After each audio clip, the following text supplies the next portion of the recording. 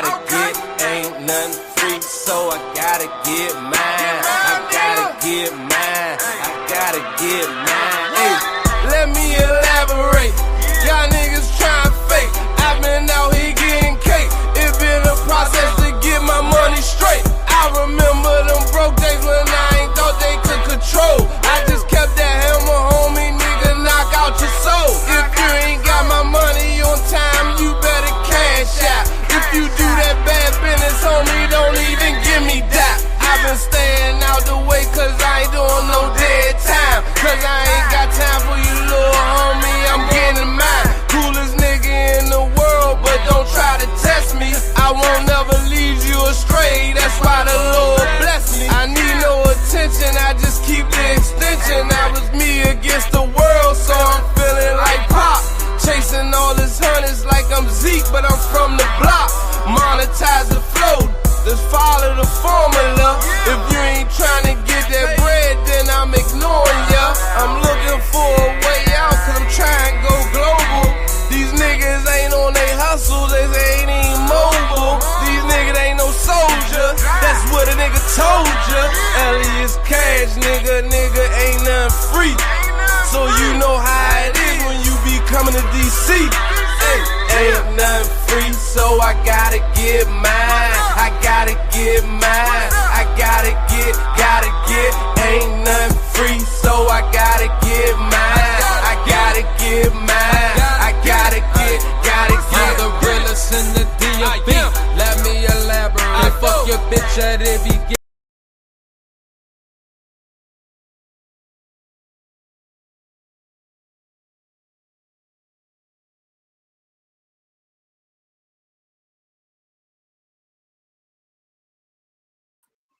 Salute, brothers. Forgive me. Struggle streaming a little bit over here. I like what the other brother said. Salutations. Good evening, gentlemen. How y'all doing tonight, man? How you feeling? I pray all y'all are blessed and well. Everyone's prosperous and enjoying yourself. I got the big brother Machismo, another gentleman that has made it clear and free of the matrix, and he brought somebody along with him. You may know who he is. You didn't see him once or twice already. He didn't spoke. So let me go ahead and pull us up now and get these brothers on stage for you. Bang and bang. Can you gentlemen hear me? Yes, sir. What's up, homie? How are you? What's up, family? Yo, what's up? Can you hear me, Playboy? Yes, sir. Loud and clear. Loud and All clear. right. It's going Well, well. how y'all doing now? No, man, it's good, man. Just checking in. This became pretty popular. These calls from Colombia, so we gonna do it again. Whatchamacallit? Watch Storm might pop up in here later, and then Stoic Nomad. He down here in Colombia with me. That's Quiet Storm, homie. Who had check in on me. So we should have a good combo. He in cybersecurity, ex-military. You feel me? Matter of fact, actually, I see him in the chat right now. What up, Nomad? I see you. I'm gonna drop the link for you. Go ahead. That's all you, Playboy. You gentlemen, I look forward to Wednesdays now, Wednesdays and Sundays, because chopping it up with you has become a thing. It's a thing. It's a whole thing, man. And hearing your experiences down there and your perspective, your worldview is it's refreshing, bro. It's refreshing because I know, like, once you make it clear here, your head gets clear and you start viewing things in a whole nother light. And I know you've been tracking what's going on here stateside. You can't help but to. I know you seen what Trump did, right? I know you saw it. Oh hell yeah. I got some of my day ones who still blue pill and they freaking out just like the press and all that, which is crazy. I just hit niggas back and was like, yeah, all this is good. So they flipping out. But yo, I'm glad Trump rolling like he rolling. He came in scorched earth. You know what I'm saying? Not playing around, straight scorched, and that's how you gotta do it. Hey, I love it, bro. I fucking love it because I was just watching. I'm like, oh yeah, this here gonna be good. Like that presidential photo. Hmm. Yeah, that just had the look of, bitch, I'm gonna get you. Written all over it. I'm gonna get you, motherfucker. No, So man, I fucking love it, bro. Like he just came in not playing no games. Like everything he said he was going to do, like he came in right to work. Like only so many genders, the whole shit. Like, bro, renamed Gulf of Mexico, Gulf of America. Like, yo, he really got them out there stressed and losing it. no bull, man. Like this, it's crazy to me. But to watch it play out. But I knew. I'm like, yo, if he get back in office, it's a wrap. He said, oh yeah, aka the Red Hawk. Yeah, yeah, yeah. But it's needed though because they play fast and loose with the country, dog, and it put things at a point where a box of cereal was like 12 to 15 bucks depending on where you live at. Like who the hell wants Frosted Flake for $10? Like $4, $15, yo. It makes no sense. So I'm happy. I'm happy that he's pushing all the bullshit out the way, and we get a chance to see it.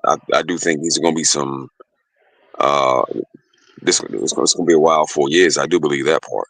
It's gonna be a while 4 years, and getting everything back is not gonna be easy. But just what what's your view like from down there?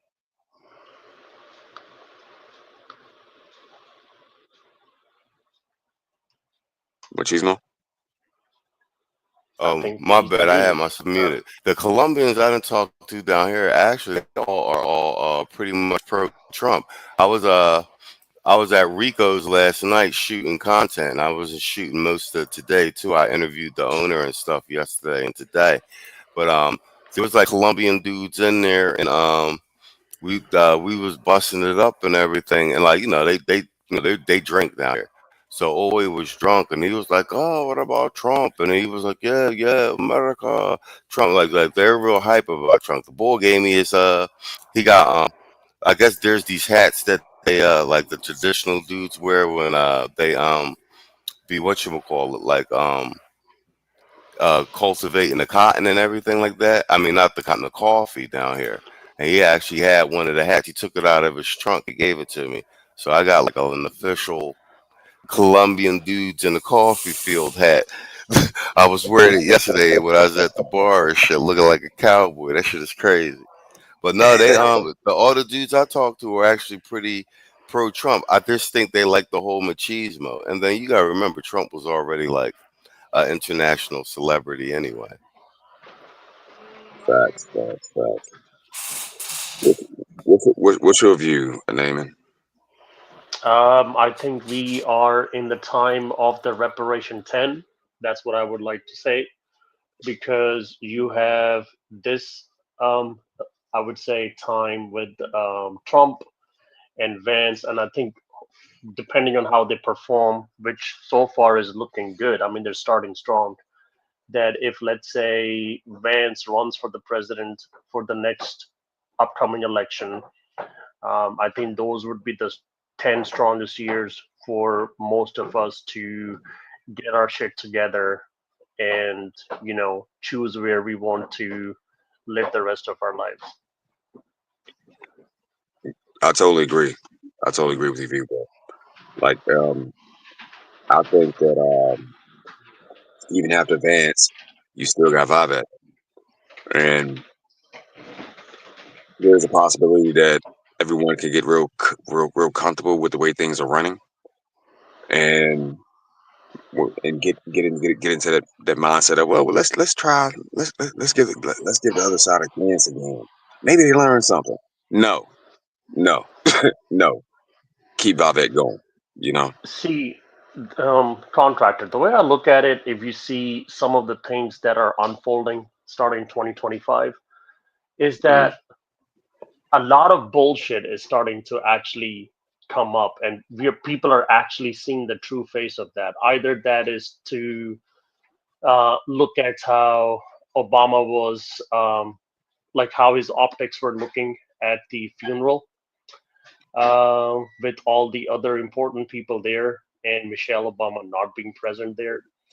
That was not a good look. But at the same time, this in general has a particular image, um, that people are just starting to look at. And depending on how you look at things, you are going to believe in, like, okay, like things that we have been saying so far, which I would say are more left leaning politic people. They're starting to see like how people are actually moving behind the scenes. Other than that, like, with the next 10 years, I think something also that is becoming prominent, if you look at just the numbers itself, is that it's a capital exodus. A lot of people with money or who have money are actually moving out of the Western countries. So you obviously have people with strong time politics believes that, oh, like let's say Trump is now in power, so the country's going to do great. I'm going to stick around here, or whatever people are saying. Sometimes people are just saying just because that's the cards they have to play with, and that's what they want to show you. But one thing I think everyone can agree with is that most people are beginning to understand that the Western civilization is declining, and people are beginning to look at the whole globe as, like what position they must have to work with. So no, I agree. I agree. Stoic Nomad was up. He Exactly. just dropped. Yeah, and Naaman, when Stoic Nomad comes up, he's Stoic Nomad. Security reasons, so you can't say his name, okay? Because we both know him, contractor. Mm. Yeah, it's Stoic Nomad. He'll re-hit the link. It's probably a device thing he probably dropped. He's down here in Colombia too. Yeah. Understood. Well, here we are once again, another Wednesday, and I get to chop it up with you two fine gentlemen. And so, tell me about your experiences in Colombia. What you been doing, bro? What you been doing? Well, actually, we had the show. Okay, Chalupa he said he's arriving in Cali tomorrow, Bogota right now. All right, dude, you should hit me up. Probably can link up at Rico's. That's the spot. Um, No, Tuesday I went down to Gringo. Which was yesterday. I went to Gringo Tuesday yesterday for like a bit, but the Gringo Tuesday, the hotel's right down the street from Rico's. So I was at Rico's all yesterday, and Doug, who's the owner, was there. So I ended up I ended up buying some cigars from him. He gave me a bunch of cigars. We sat outside. They brought the tables out, sat outside, and we smoked cigars. I had some food and stuff. I ended up videoing him, interviewing him about owning the restaurant and the Airbnbs there. And he's got a call center across the street.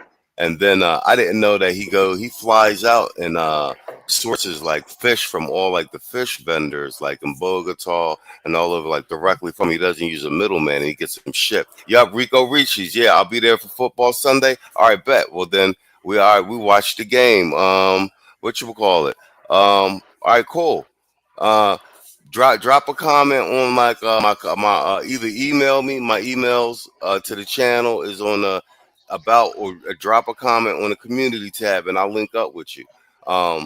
So then we was talking about all the fish. So then he brought out like he got two baby barracudas fried up for me. So I ended up eating barracuda yesterday, interviewing him, and then his son flew in from Atlanta. He races the like they call them go-karts, but they're like the little mini F Formula One joints. It's like big money down here. So I ended up linking up with him, and then I ended up shooting content with him all day today. Like I met up with him at 10:30, and so he took me on a tour of like the other Airbnbs they have down here. Like, dude's got a lot of property down here, and they're nice, bro. Like, nice properties. So I got a tour of the properties. I shot the video for that, interviewed his son, and then we walked Chippy Chape Mall. I got a bunch of content for that. Then went back down to Richie's, shot some more content. So I got a lot of Columbia content to edit up and drop some videos on. So yeah, I mean, that's been like my last 48 hours. And then I had to, get back here, do the check-in with y'all. I actually, right before we got on here, I was on the phone with Saul for like 45 minutes and everything. He out in Cali. Oh, Irvin Reed with a super chat, $5 super chat. It says $5 super chat. Irvin Reed. It says either you eat crow or you are the crow, but you can't do both. And Trump is exposing who is which. In other words, hashtag F all you hoes, LOL. I can't do the drop from my channel, bro. We dual streaming from contractors, but you know what? I'm gonna send him the drop so he could drop them during the super chats next week. I didn't even think about that. I'm gonna send him the drop so he could drop them. Yeah, I'm the streams on contractors. I'm just dual streaming, so we get a twofer for night. Yo, appreciate you, bro. Yeah, but that's what I've been doing. Yo, Stoic Nomad is back. Stoic Nomad, salute, big bro. How you doing, man? All good, man. Just sitting here chilling with the lady. How you brothers doing? Pretty good, sir. Pretty good. Good to have you. Good to have you. Good to be See, here. for me, it's amazing to talk with you brothers while y'all are down there and just to live everyday experiences. I've been streaming for years for brothers to get their blue books and go, but sometimes they think that it's something that's not obtainable. But then you got a gentleman like yourself and Machismo that are actually doing it and living it. So this whole thing, this whole call-in check-in show was really about y'all just like chopping it up and with everyone else and breaking it down and just talking about your lived experience down there. Because if you doing it, that means it's possible. Some people believe it can't be done.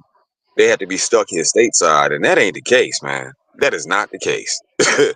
But I used to be a expat government contractor, so I've been all over the world myself, and I know what's out there. I know what life looked like abroad, and my dumb ass was having to come back and stay. so I know how life looks. But you got 1, 2, 3, 4 people on here that's like, no, it's something more than just the U.S. stateside. In fact, if given opportunity, you most likely will try to spend as much time away from this motherfucker as possible. But just everyday lived experiences and a little bit about yourself. With the parts you can share without compromising yourself. Yeah, so a little about me. Former military, currently still working in IT right now. Been living down here. It's been about 6 months, but I traveled all over the world, and it's crazy the different perspectives you get while just leaving the country. And it goes back to what you were saying that a lot of brothers don't really think that this is possible. And that's one of the things I kind of wanted to come on, hop on here and say is just like, of course it is possible, but the first thing is you have to change your mindset. And that's the biggest thing because a lot of people don't think they can do this, right? They're like, oh, how do I find a remote job? How I do this? How I do that? And it's just good that we all share this space because they can see the resources that make this possible. Like a lot of people don't know, I'm actually a student of one of good brothers in here, Theo, right? And through Theo, a lot of this was made possible. I've always made pretty good money, but the point was just being able to be remote so I can just, travel and see other things. So it's just mostly, man, like if I'll be the shining example, right? I have a young lady here I met. Heads up though, If you guys really want to get some quality women outside of the states and other countries, wherever you go, you got to learn the language. There's no getting past that. So you got to know language, and after that, it's just changing your mindset and just being open to new experiences. No, I completely agree. Learning language is a really big part of it, and changing your mindset. That's another part. I think a lot of brothers struggle with. Because for me personally, before I got my opportunity to leave, I didn't I didn't want to change. I didn't want to learn anything new. I was in my own little bubble, and I was comfortable in that bubble. So it was a culture shock when I hit Germany, when I hit Paris, when I hit Sweden, when I hit Amsterdam. I didn't want to. I fought that change, man. I fought it tooth and nail initially in the beginning. Then I stopped, and I didn't know you were a student of Theo. So that yet again, shout out to Theo Waff. Shout out to Theo Waff, man. Oh Theo yeah, been changing brothers' lives for the longest time, man. yeah, and let Nomad when you spin it around, let him double down on the Theo thing, because he's from the OG class. I think he's from the original class, like the original first class. So somewhere along the line on the stream before he gets off, you should let him tell the story of what it was like in the actual first class, because he's one of the official graduates with the remote job. Like basically he's got all the bells and whistles we talk about. He's where I'm trying to get. So yeah, before he gets off the stream, you should let him tell the OG first class story. Because I was talking to him and I was like, yeah, blah blah blah blah blah. I'm studying for certain, blah blah blah blah blah. And he was like, oh yeah, I already got mine. I just got my AI so and so. I'm already working. I was in Theo's first class. I was like, oh, okay.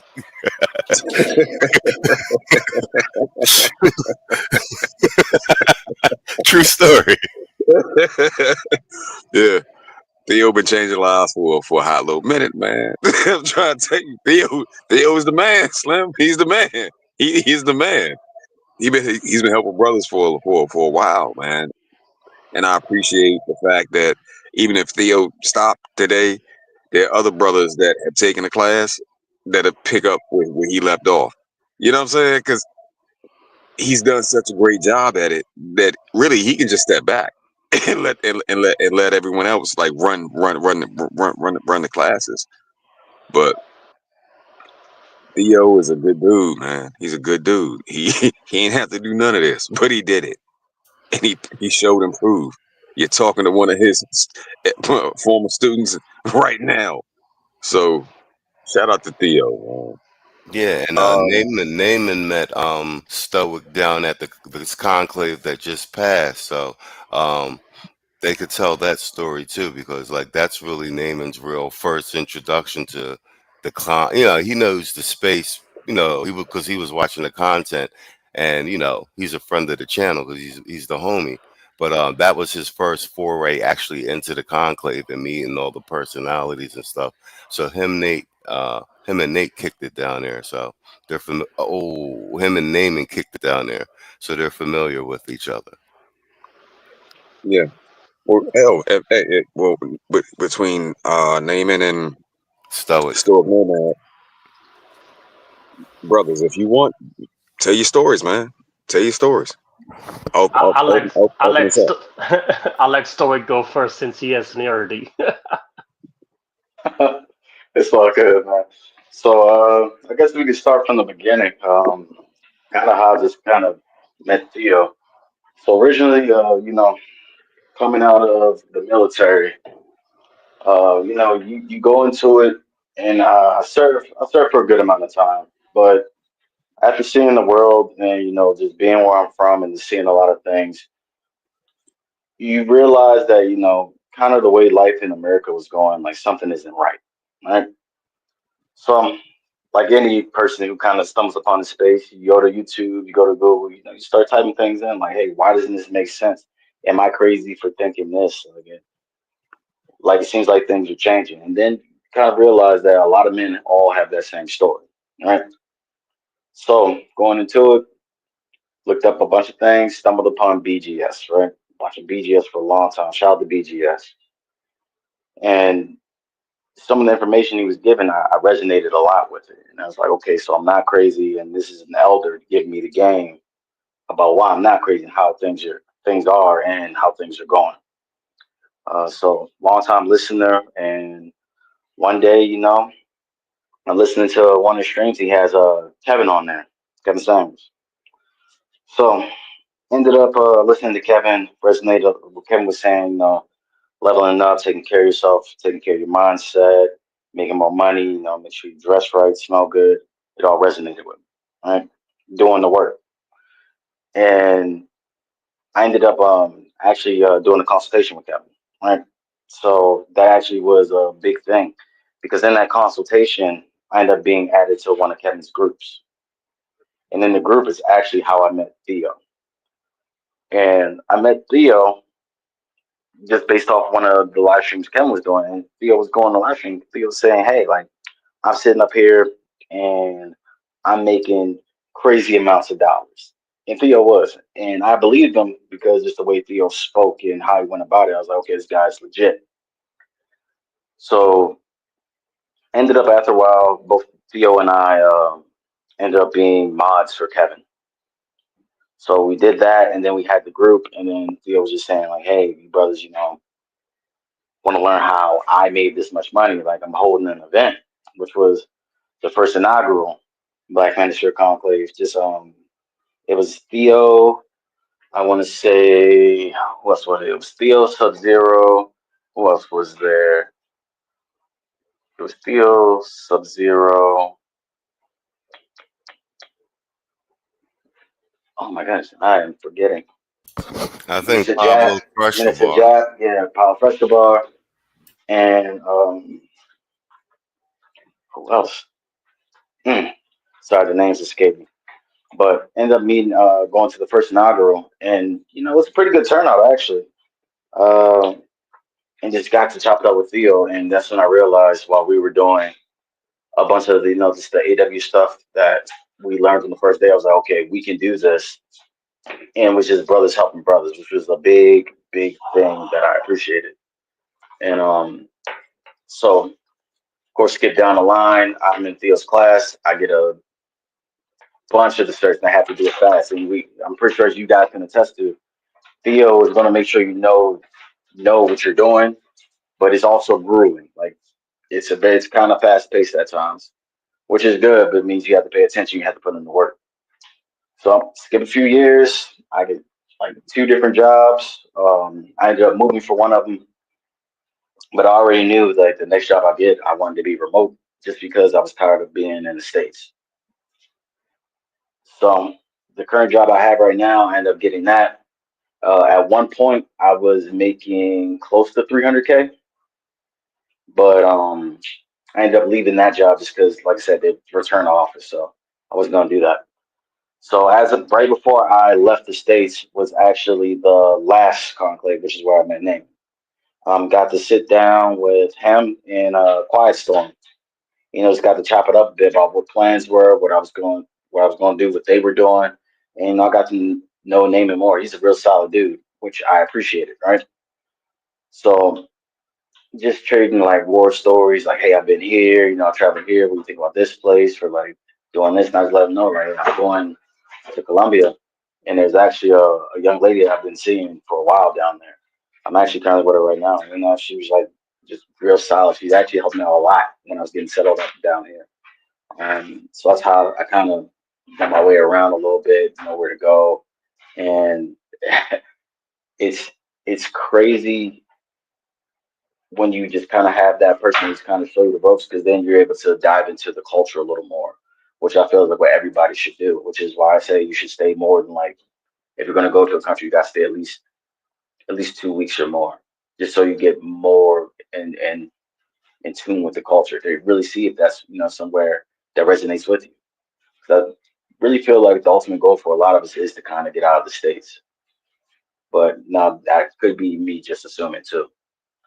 So it was actually pretty good that I met Naaman, and I already knew Quiet Storm from a while back, which ended up helping because when Machismo came down here, actually Naaman and Quiet Storm both reached out to me like, "Hey, you got a guy down there. Can you just make sure you take care of him?"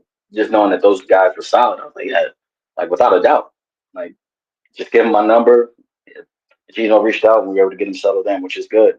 So now if anybody comes down here, just know you have somebody in me that you can reach out to. Give me 1 second, big bro. 1 second.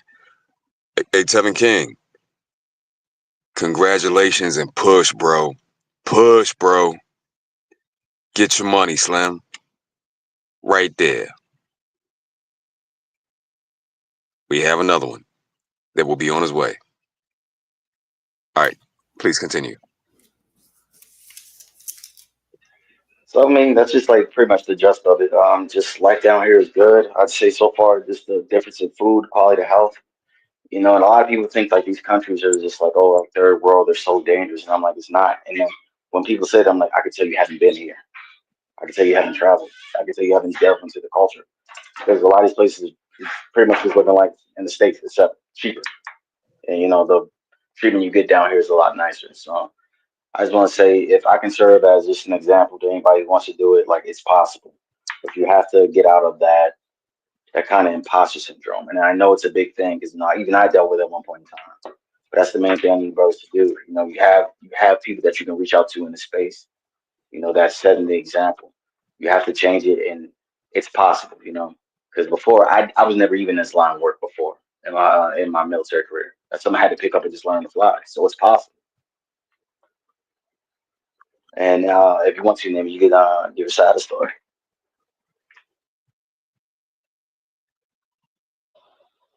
Stoic Nomad, what's the last thing you just said? I said, like pretty much that if I can pretty much learn all this on the fly, that it's possible to do this. And I just need a lot of people to just get out of their heads and just kind of deal with that imposter syndrome. It's going to be tough, right? But anything that's kind of worth having is going to be hard to do. Otherwise, everybody would do it. So I was just saying, but What I would like to say, given since you are in the chat today, and I know usually Contractor and Machismo are the ones who are the people questioning, but with my brief conversations that I've had with you, I would say maybe I think you should share some of your inspirations that helps you push to get through where you are today. Because I think even with Theo, and besides your own personal story, you started pretty early with Theo. I would say when like most of the resources I would say that people have today in class 5.5 or class 6, that you guys didn't come up with those things. So a lot of things you guys had to do was kind of do it on the fly. But just overall, I would say just the challenges and things that you were seeing in terms of life and how you were preparing yourself to like move out of the country. Maybe you could share some of that inspiration you had to make that move. so one of the big key things that kind of made me want to move is because just being in the military, seeing all the different countries, you kind of know what life is like outside of the states. And I always knew, since I was in, I was like, I'm always going to leave again, just because I was just so used to it. The treatment's different, the food's better, the weather, everything, right? So that would answer that part. As far as some of the inspirations, as far as me kind of being in class 1, because you're right, we didn't have as many resources, and we were kind of building it as we were flying it. But still did a great job, because a lot of us in class 1 are actually doing very well for ourselves. Hopefully, I'll try to see if I can reach out to some and see if they can come over here and talk to some guys, give their stories too. But a lot of us did really well. The inspiration, I mean, a big part of it was Theo, just knowing that there was also somebody who had to pretty much teach himself and was doing it in Japanese and was able to do it, like, what's my excuse? Right? So how can I sit up here and be like, oh man, this is tough, this is hard, when somebody who's been through hell and back was able to do it? and I don't have nearly the issues that or the obstacles that he had. So that was just kind of a big part. Also, you kind of military training kind of helped too because you're able to persevere through a lot. So I will give it that. But for the most part, it was just listening to Theo. I had my nose in the books, everything, all the like, resources we did have. I made sure I stayed on top of it, and it was just a lot of learning. I won't lie. Like, there were times where I would just be tired. I think at the time I was also going to school to get my cybersecurity degree, so it was tough. Um, but just knowing that we still had people, we would reach out to each other in class one, and just kind of just hold each other up. It's very important that you have a wolf pack, which is good that you name Cheesemo and contractors, you guys can be your own wolf pack, and just having brothers that are like, hey man, how you holding up with this? Do you need any help? This seems tough for you, or just like making sure that you're mentally okay. And you need that, especially because a lot of brothers these days don't have that, and that's where a lot of people end up struggling. It's because they're trying to do it alone, and it's just like, man, it's just tough, and the grind gets rough. I've seen people, start this journey with us, and they didn't make it, because it is tough, especially because it's not a guarantee. So you have to do it off the strength that you're going to be good enough, and Theo's going to teach you well enough. Eventually, your time is going to be better, be good, that you'll get that job. But the point is, so many of us have actually done that, especially from these more recent classes, that I'd say it's not a sure thing, but it almost is. All right. And I know eventually everybody's time is going to come, and I'll be there to celebrate you guys' successes. Shout out to you, Bill. To you, big bro. Shout out to Irvin Reed with the $5 super chat. I think because the likes of Moise Watkins and Dr. whatever, Umar, Theo's truth sounds so fantastic that you have to take a leap of faith. And you took that leap of faith, and it came out. You came out the other side of it successful. And I hate to forgive me for saying it like this, but my nigga, you said $300,000 wasn't good enough to go in the office. 300,000 couldn't get you in the office. Man, just the peace of mind I had just living outside the country, it's just different, man. Just not dealing with it, and then you got to remember, right? I'll tell you this: so that 300K I was making was right before the time they ran the economy into the ground. And the company I did end up leaving, they started laying off a bunch of people. So I actually left at the right time anyway.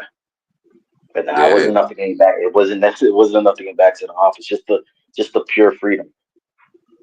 It is just the pure freedom. Freedom like and peace, bro.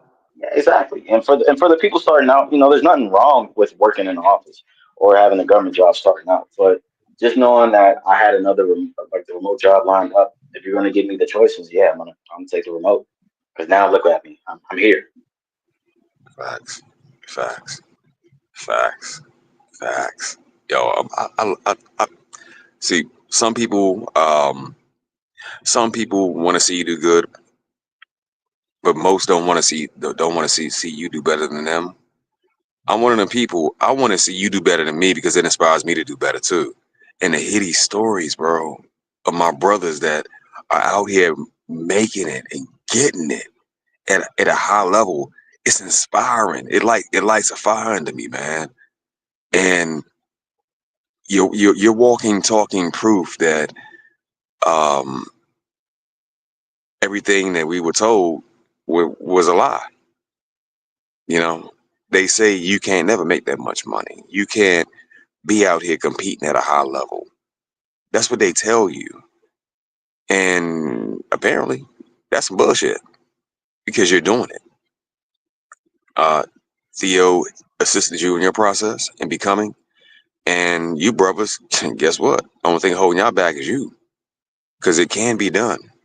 You have a bunch of brothers showing you it can be done. My thing is more of the partnership with corporations. That's cool, but guess what? Once I'm done doing what I do, I'm gonna hop my ass in Theo's class as well, and I'm gonna be a student all over again. It's that simple. It's that simple, man. So, Naaman, would you like to pick up? Sure. So my question really is that Nate filled up the plate so much. What would you like me to talk about? Reinforce it, brother. Reinforce it. Reinforce it. Like just whatever comes to mind as far as the whole conversation. You know. Um, And you can talk about also like the interaction down at the conclave with Storm and Nomad also, considering it was your first time there as well. yeah, okay. So as you guys know, I actually went to the conclave because of Machismo, and that's where I actually ended up also getting extra tickets for him to come next year because I asked him to come this year and he's like, no, I got too much going on. I cannot go. So I got the ticket for him for next year, which is 2025. And I was like, next year, which is now, I'm like, you're coming with me. So because that way we could be there and actually enjoy being at the conclave with everybody else. Um, when I got to the conclave, I'm very happy that Machismo played the right strategy for introducing me to Quiet Storm, and Quiet Storm basically was the main server for me, at least, that connected me to everybody else. So it was a good way for me to get connected to everyone and also help me build a camaraderie with people that I met over there. So I told Machismo when I was heading down to Houston for the conclave that I'm taking a bottle of brandy with me and some cigars. So I hope I meet a lot of interesting people who enjoy doing some of the things I like doing. Uh, and that's how I was networking with a lot of people. We would have our sessions during the daytime, and during the sessions, the breaks, we'd talk to people and be like, hey, in the evening, I found this cigar lounge. Would be really cool to sit down and chop it up with you and just, get to know you. And that's where I met most of the people I'm in the class with. Um, and it was really good to meet a lot of YouTube content creators that were there, and it was finally very good to see Theo in person. And Quiet Storm mentioned to me about Stoic Nomad, and he's like, "Oh yeah, my boy's coming up. You definitely need to meet him." So I was like, "Okay, I'm down to see who this person is." And I didn't knew when he was sitting across from Quiet Storm, and then Quiet Storm introduced me to him. He's like, "Yeah, that's my boy."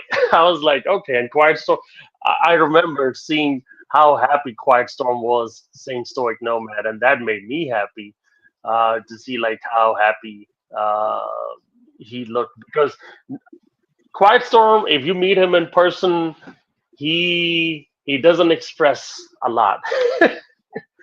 he's uh he's very good at masking. So, and that's why when Machismo texted him about the issue with his situation, um, Quiet Storm came up to me and pulled me to the side and he's like, "Yo, look at this message." And then he's just kind of like hovering over the phone so nobody else can see it. I'm like, "Dude, it's just two of us in this corner." So I looked at the message and I was like, "Yeah, I kind of understand how Machismo is." And that's when we just started thinking about how to get you out of US. A lot of us are trying to do the same thing, but like told you, Machismo, that sometimes you may think your situation is bad, but that's a blessing in a disguise. You just have to realize what you're looking at. I think a lot of times we look at our situations and we think, "Oh man, this is horrible." And Machismo, you can tell me if I'm wrong, but when we were doing our thing in Panama, and I was like, "You know what? Let me take you to some spot," and I strategically took Machismo to Cologne, which is a very underdeveloped bad area, but it's an interesting trip to do in Panama. And while we were there, Machismo was like, "Man, I think I'm better off with how my situation is." I was like, "Yeah," and that's what I'm trying to tell you. So 2024 was a very interesting year for us, I would say, and I'm happy starting 2025. A lot of us are um, in the process of implementing what we were working on in 2024. Um, Especially for Machismo, he's already in Colombia, and I think for a lot of people who listen to this channel or are listening to this right now, this is a good example for you to see that if you believe in yourself, you just have to jump. Um, Machismo was at the same spot in his life last year where like he just was looking around and thinking, should I jump? And he just needed, a couple people I would say that he really trust in to say, just jump. And that's why when I got him to jump, I was like, now do not bring your ass back here. Stay over there. So yeah. No. I see you. I see you. You put it in the super chat. Yep. I told Machismo that if sometimes in life, if you don't move, life will move you. And messing with a dude like me, you ain't gonna starve to death because I'm a hustler. I'm a serialpreneur. So man, no matter what, if it's got to be if I go do a job and I need to tack on an extra $100 that way I can cash app you, bro, you got it. You know what I'm saying? I don't care. I'm gonna make sure you're all right because I know $100 in Colombia goes a whole lot further than hell stateside. You can spend that and walk out of the grocery store with like 2 bags. That ain't about nothing. Um, but in Colombia, that actually stretch. One of the I think Urban Reed asked, as far as the hearing that people, well, the questions I guess will be more so for Stoic. Um, as far as the pitfalls, like for the people who didn't make it, what were they? What were the things that contributed to them not making it? Because he wants to know how to avoid it. So one of the things, and this is something I keep reiterating on, you're probably going to hear me keep saying it throughout the live stream. It is self-doubt. It's that imposter syndrome, man. Because it's like y'all were saying earlier, a lot of people out here are telling black men, like, you're not good enough, or you can't do this, or everybody's doing so much better than you. And it gets to the point where a lot of people actually start believing that. And I hate seeing it, especially because, it's going to happen because, like, you're going to dive into something new, but don't let that stop you from not even opening the door to at least give yourself the opportunity to do something. So that's one big thing that happened. Like one person would fail like one test in the beginning and they would just quit. Right? They would just quit just because they didn't pass their first test and they didn't give themselves the chance, right? You can always tell people this, like you have people, some of the smartest people in the world, Einstein wouldn't, he had to take tests over and over again. He wasn't always the best, smartest man ever. So it's like you gotta give yourself the chance, and if you fail, you don't quit. Just look at it as like a learning opportunity. And if you're part of the Fields group, you have perfect examples in there, guys that just didn't give up, and eventually they got it. And then the next test after that, they blew it out of the water. It's just hitting that first wall when you're first learning, because a lot of people are coming from this brand new. But you got to give yourself some grace, and a lot of people don't give themselves that grace because they're just so used to whatever they do is used to succeeding. And like I said before, if you really want it, it's going to be hard, right? Because it's worth it. So it's just giving yourself more grace and believing yourself and not giving up. I know it sounds cliche, but it is something that actually did stop a lot of people. 2, bad study habits. That is another one. Theo, and the way he teaches the course, he gives you a lot of information, but you gotta stay on top of your stuff, right? A lot of people didn't. A lot of people was outside, and don't get me wrong. Even me, I enjoy myself. I like having fun, but you work hard so you can play hard. So a lot of people get distracted, and then they study habits will fall, and then they're behind in class, and then they got to catch up, and then trying to catch up, they lose the motivation because now it's like, oh, I'm too far behind. That's another pitfall. The third one, if you do see yourself not understanding something or kind of fall behind, you need to reach out to the group, right? You need to reach out to the people, the fellows that got your back. Now, I'm not saying they're going to just do everything for you, but you can get tips and and help, and even have a little bit of extra motivation. Because, like I said, everybody in there believes in each other, man. Everybody in that group, in that community, they all want to succeed. They all want to see each other succeed, which is something I like, and it's something that for this side of the red pill, the master you want to say, I really do appreciate is the fact that, hey, you're doing well. You show me how to do well, and I want you to do well, so I can help somebody else do well. It's just passing that knowledge on. So those are probably my big three. It's just that imposter syndrome and giving up, not staying on top of your study habits, and 3, just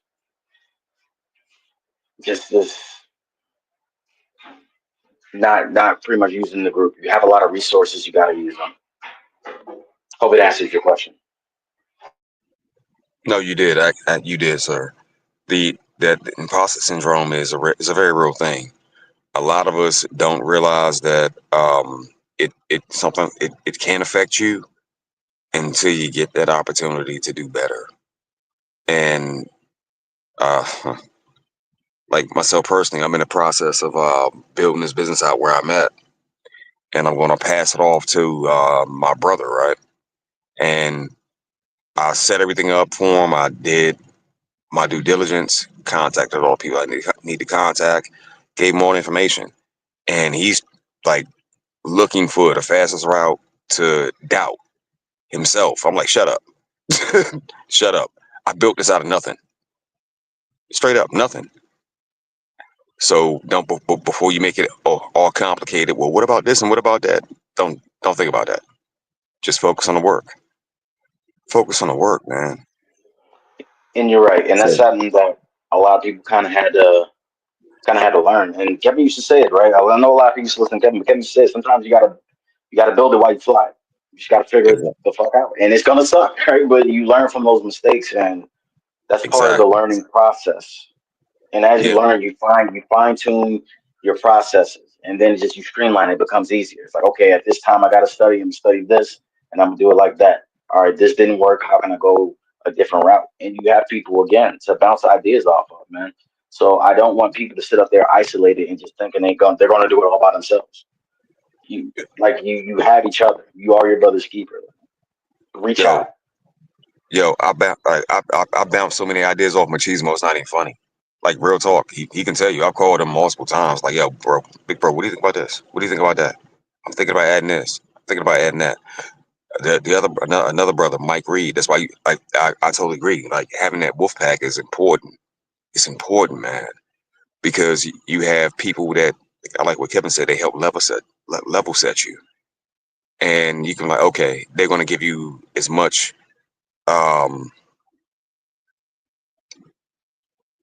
real spill as possible. And this is a good idea, but that right there, that shit, don't do that. Don't do that. We had a storm out here some time ago, and it wiped out a good little chunk of North Cac. And I was talking to my brother, being Mike Reed, about going up there to go do some work. And he told me straight up, don't go. Nope. He level set me. And I found out later on that he was absolutely right. Well, people up after that storm pretty much got abandoned, and that wouldn't have been a good time to go up there because it looked like something from Mad Max.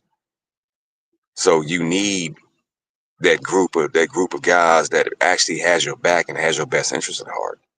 And everything you've done for Machismo and between you and Naaman in Quiet Storm, bro, I greatly appreciate you because you looked out for my brother. And we need more brothers like you. And I believe after this conversation tonight, there will be some more brothers coming down there that's going to need your guidance as well to help them navigate Colombia, because now they know what's real. Now they know it's possible. You just got to get over that imposter syndrome. But once you do that and you realize there was really nothing to fear at all, eh, your life will change. So I appreciate you coming and joining us, man. I really do. I really, really, truly do. Because you're another example. It can happen. It can. You too. What's that, like the old Price is Right? Come on down. You too could have all these wonderful, nice things and eat pure food, non-GMO. That ain't got a bunch of chemicals and crap in it. You too can have a wondrous life. Then on top of that, you're also a you're a former student of Theo, and you know we rock with Theo hard over here. So yet again, shining example, bro, of what life could look like. Where you are today ain't got to be where you ain't got to be where you at tomorrow. So anyway, Machismo, you got anything? No, I was just letting y'all rock because I thought between Nomad and Naaman's conversation about the conclave and then everything, I thought it was good background because we talk Sunday shows. We push the line. We got our talking points. It's a orchestrated show. You know what I'm saying? We got to get through these segments and we got to draw the through line. Everybody got like a 3-minute time slot to make their statement or to provide pushback and rebuttal. And the people that seen us do this for 6 seasons straight. So I think this is the first time that they've been able to kind of see actually like behind the curtain in terms of what actually happens behind the scenes, why we was defending Theo so heavily, which almost appeared to be out of the blue if you really think about it. Like, Theo popped up on streams and then we was off to the races, barking at dudes and everything. And me and Saul all over the internet trolling people in chats. Do you know what I'm saying? So, but when you hear Nate's story and then you hear how I got down here, Naaman going to the conclave, you see all the moving pieces behind the scene. And I think it gives people a good perspective about okay, we see the production end of it with the channel, but okay, this is how they got here and this is why they go so hard, in this direction. We double down on certain things. So yeah, I think these calls are fantastic in that regard. Yeah. Well, I think a lot for a lot of our brothers, again, that imposter syndrome. You're gonna have to get over that. There ain't no choice. Give yourself no choice. I like what Quietstorm said. What he said, don't fucking give up. No excuses. Get it done. It's that simple. It's that simple, man. At the end of the day, everybody deals with imposter syndrome because I don't know. Maybe it's due to the way we're raised. You doubt yourself, but even with that doubt, you still got to get it done, man. And Theo has a way of teaching that apparently it's become very clear to me that it reaches the masses of brothers. So now it's up to you, and I actually believe you deserve to get some of that good life that's out there waiting on you. But you're gonna have to put in some work, though. It's gonna be some skin in the game that you're gonna have to invest. A little bit of sweat equity. You're gonna have to learn, and you're also gonna have to change that. But also, I think that's another big part of it. A lot of people are afraid to change, bro. Because once you know better, you do better. But the moment you start doing better, you can't bring certain things and or certain people with you along your journey now. But I have a whole theory behind that, but I'll leave that part there. At the end of the day, just hearing about you, you said, buddy had a barracuda for you. Oh yeah, I Okay. had I had a baby barracuda yesterday, the head on and everything. Brought it out to the table, all cut up and everything, some mash and some vegetables. It was banging. Actually, I have some photos of them. I'm gonna post them on the community tab. And like I said, this was just humbug. I came down to I stopped by there right before I went to Gringo Tuesday, and the owner just happened to be there, and he was like, "Yo," because I came, I bought some cigars too, because I don't have no good cigars down here, so I bought a bunch of them so I could take back to the crib. And he was like, "Man, you buying all these cigars?" And then he ended up giving me like 5 extra joints, and then he was like, "All right, well, my son ain't here yet, blah, blah, blah, blah, blah." He was like, I'll smoke a cigar with you. And then told everybody, bring a table out for me and him. So it was me and him sitting in front of the restaurant. He brought the food all out. I ended up breaking out the camera and I was like, yo, you should let me interview you, about the restaurant and the properties and everything. You know what I mean? He from Atlanta. And I was like, brother, they need to see like, a brother down here, like set up, situated for real, for real.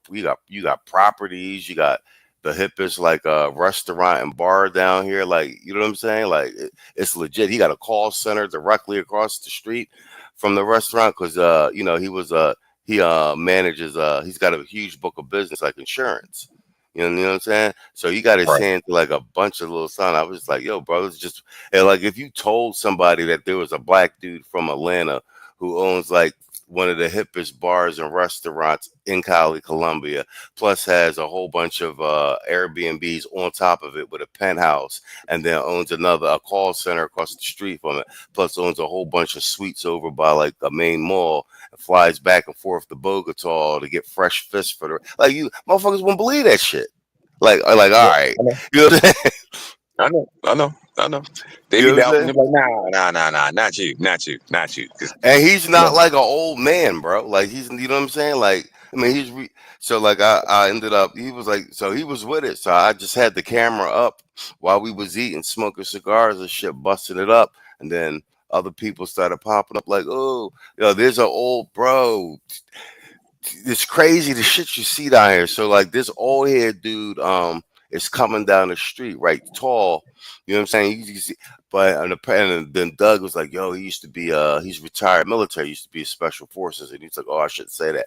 But bro, this dude had this huge cane Corso with like that purple gray coat, bro, and he was, the chick he was with was like super bad, and I was just like, you gotta be kidding me.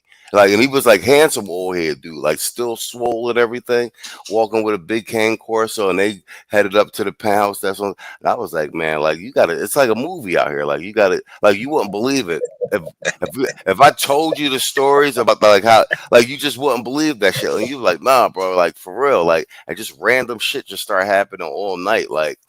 I met like mad people last night, because like people be flying in from Bogota and Medellin back and forth, because Cali's like where everybody comes to like not detoxes but like decompresses, because it's like a little slower and shit. But then like, right, but bro, yo, right. it's like a movie. Also, if the right time, right place, is like a movie down here, and then like other times it's just quiet, and you know what I'm saying, like you're in your residential neighborhood and like people are walking their dogs in the morning and like nothing's happening, which is why I like my neighborhood. Urban Reed with the $5 super chat says Theo once said that he's so hard on you guys so that by the time you get out here, it'll be easy. How true has that been for you guys? I'll let Nate take that one first, but yeah, I'll have a comment on that. Man, I say it's been very true. Oh, sorry about that. No, my bad. I did it again. Nomad. So I'll say it's been very true, which is why I do recommend a lot of you, if you can, to get inside these courses. Right? You'll never hurt yourself by over preparing, but if you're underprepared, then you make yourself like an ass. So I'd say the way Theo's doing it is correct. A lot of people are benefiting from it, and I mean the proof is in the pudding. Theo by himself, and a lot of people don't realize this, and I have to give him his flowers, right? Theo by himself, with the people he's gotten jobs, he's pretty much made like a little mini economy, man. Like, think about it. Just if you take 3 people from his class, and you already have over a 500,000 net worth right there, right? Like just three people in his class, and that's not including how many other people in the new class are going to get jobs in the future. And it's just showing like if we can kind of pull together and like just be there for each other, man, like we can make a lot of things happen. And I don't know if Theo realizes that, but it's like what he's doing is such a big deal. Such a big deal. But yeah, trust me. We What got Theo's Theo in the doing is chat. gonna, yeah, what Theo's doing is gonna make sure you're good in the real world. Hey, Sensei, how you doing? We got Theo in the chat. If one of y'all could drop the link for him, or here, I got it. I got it. Dang. Oh yeah, and I'll drop it in my chat too. Yeah. Yet again, Mr. Waff out here making soon to be millionaires. Look at that. Look at that. Look at that. I love to hear it, man.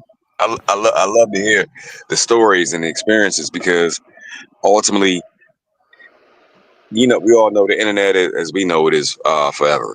And this right here will be inspiration for some young man that doesn't see a way out, that's going through it. Myself personally, I grew up in the hood, man, and everything I learned was over time, and it was taught to me by the right people at the right time. So I didn't know how I was going to make it. So I do realize how important this information is, and a individual that's given so much, like Mr. Waff, and he's trained you and other brothers to pass that information on. That's hella important, man. Hella important. I would go as far as to say that what you've learned in this video will be enough inspiration to save somebody's life someday, some goddamn day, and damn sure change it. That's why I open the show up and I open the panel up like, yo, brothers, just chop it up, talk. Let them know. Let them know that it's another world out here and another life out here outside of your everyday lived experience here stateside. Because myself personally, once I'm done and I'm gone, I'm gone. I ain't never come back to this regular motherfucker. You can have this shit. You can have this shit. I'm good. I have no more interest in being here. So at the end of the day, you brothers are examples of what life could be and what life could look like. And to hear the story about the old buddy with the big ass King Corso, that is jack crazy. I ain't gonna lie. That is jack crazy. And oh no, it looked gangster as hell, because he was like, he was tall, like, handsome old head. He was like, he was dressed all fly, like I said, but like you turned around, it was, the dog was massive, bro. It was gorgeous though, but bro, he was with the super bad John, like, and we was just like, oh my, and then like Doug was like, kind of like, yeah, that's no big deal, that's what he does, type shit. He's retired. You know what I'm saying? And like, yeah. That's what's up. That's what's up. Oh wait, What's up. I dropped the link for Theo too. He said the Ukrainian can wait, so he about to come up. So good. Everybody could bust it up. And I think we missed what, 1, 2. One said you Oh, got by it. the way, while before Theo comes up, I just want to say something for Iron Reed for the question he asked. So I'll give you one example. Let's say GitHub. Lately, that is one platform that is being widely used. And if you watch, let's say, YouTube videos, it's going to give you an idea, but you still need to be able to use it in a practical environment. And the way Theo has the classes designed, it literally works like how I would say an apprenticeship program works. And he will show you and put you into situations where you will have to do things that you will see in your work environment. So by the time you will get into work, like you will, like you wouldn't, nothing would be foreign to you. So like anything comes up, you'll be like, oh, I know how to do this. Yeah. Theo's in. I'll let Theo take over. Yeah, hey, thanks, sir. I try to give as much exposure as I possibly can. And I anticipate a lot of gotchas, and a lot of the gotchas that I come in the class with are ones that I'm actually dealing with in the office, and so I'm bringing real world experience to them. So, for example, I just had the students do a rather complex pipeline with GitHub and TFP. It was not easy. I made you guys suffer for an entire week over that. One of my companies right now, we're implementing that. You know, and to think that I'm making you guys do what is paying me at that job, that's over $200,000 a year. You guys are doing the same thing, right? It has to be on that level at all times. It has to be me giving you the real stuff, nothing watered down. And I have to believe that you can do it. So I come in there with that belief and full confidence in you.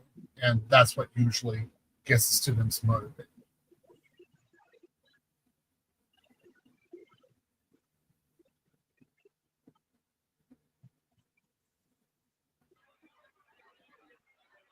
Contractor? Yeah, my bad. I was working in the back. What up, Quiet Storm? Salute, Theo. Salute, brothers. What's going on? What's going on? Hey, Another Sensei. day. All right, you got like a new Voltron forming on your channel, Contractor. It's all the heavy hitters, man. Theo and Storm, you got Nomad up here. All right, it's the new Voltron over here. All right, let's get it. This little itty bitty channel seems to attract all the all the heavy hitters, and I feel honored to have esteemed gentlemen such as yourself. Because at the end of the day, these are my brothers, y'all. These are my brothers. Well, they're all very, very accomplished men. Straight up. And this is the best shit. This is the best shit in the world to me. Straight up, dog. It's the best shit in the world. You got Theo Waff. That's number one. Then Quiet Storm pop up. God damn. Then Nate just came. Then not naming it. It's damn. Damn. Yeah. I'm at a loss of words. I'm trying not to say nothing too off-putting and ignorant. Just to this is amazing. This is amazing. It's amazing. Straight up, man. Then Machismo one here, and he all the way in Colombia. It don't get no better than this. You brothers, go ahead. Please continue, please. What you would call? I was waiting for Storm. Let Storm get a piece of this because he got Nomad up here. That's his homie. Like Nate's. I mean, Naaman's my second, and then what you would call? We could all and.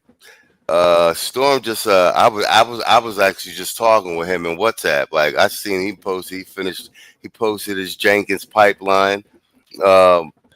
And he was actually not even going to get on the stream. He was like, no, I got to catch up with this steel homework assignment. It's pretty brutal. That's why I was like, all right, I see you just posted your Jenkins pipeline. I'll catch you next time, boss. I guess Steel popped up. So he was like, screw it, I'll come up. So yeah, we could do the round robin on that. What up with you, Storm? Yeah, man. Nana, I've been listening to her for like the last 5 hours, so I needed kind of like a break from her real quick. Luckily, she's nice and she is very supportive. I don't want to ruin that for Passport OG, but it is what a TI is. But shout out to my little homie Stoic up here. So I've been listening in quietly from the clouds. And I pretty much heard everything that Stoic said. I ain't gonna dox him, of course, because I know what Stoic used to do in real life. So we're gonna keep that there. But other than that, yeah, I've been up here. So everything that Stoic said, as well as Naaman said, was pretty much spot on. Eamon at the conclave, based off of this word from you, sent the email. You linked us up via the email, and I met him. Naaman is kind of not a hard person to pick out of a group based on his hats, as you can see up in his avatar. Very, very creative hats. I'm buying one day from him if he allows me to actually do that. But when I first met Naaman, he was very, very genuine, and he had the accent to where I was like, yep, this is Naaman. Obviously, of course, we linked up that night. We had dinner, got the word from you about the message, spent my phone around, and I showed it to him. We made our plan. He had wanted to actually go and smoke cigars and stuff like that. So I hit up my homie, Stoic. Stoic was like, yeah, I'm in Houston right now, so I'm going to link up with you too. And we ended up doing that. There was us three, plus a fourth brother, who is also in Theo's class as well. So it was just pretty much a good night. And from that night forward, like during the conclave, me and Naaman were just kind of just hanging out when we can. So that's what I can pretty much speak to that. As far as everything else with Stoic and Naaman, Machismo and stuff like that, like I said, Machismo had got the word up in Colombia. He had needed some help with something. The only thing that I did was I had took his message, I forwarded it to Stoic. Stoic said, I got him, man. If he's good with you, he is good with me. No words needed to be asked. I didn't pay that man. I didn't beg that man. It was just based off of the strength of my word, because I've known Stoic for a long time. And he obviously valued my word very, very well, as well as my reputation, and I value his. Like, don't let Stoic fool you. Like, Stoic is up here being modest. Stoic is a smart dude. He is obviously one of the students of EO's OG class, but just to see Stoic's transformation from what he was when I first met Stoic to what he is now, complete 180. And I know he had kind of like a lot of mentors and guidance up on the way, from Theo, of course, from Kevin, of course, from BGS, of course. And he is a young dude too. So it wasn't just Stoic's appearance, it was his mindset. And I know that Stoic had he had mentioned right at kind of like the start of the stream of his mindset, Theo's class is not easy. I'm gonna just let y'all know that now. Theo may look nice up on camera on YouTube, but he is a Neanderthal in the class. But he does it for a reason, because he wants you to be prepared. And I'm hearing some of these stories of his students who is actually in jobs and they're actually working, and what they do in real life. And with these jobs, what these companies is asking them to do compared to what they went through in Theo course, they're looking like, that's it. And like, I only got to do this one thing or two things. Like, Theo was throwing 50 things at us. That's it, pretty much. And they getting a ton of money for it. So, like I said last week, like, Theo doesn't really have to say anything. Like, his students can step up here and run a panel by themselves. Theo can quarterback this and not say a word. And his students' success can speak for itself.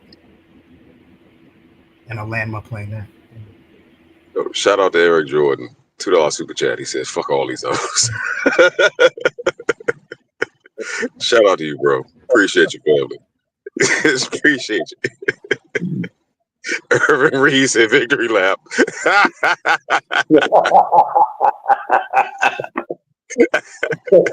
Guess what?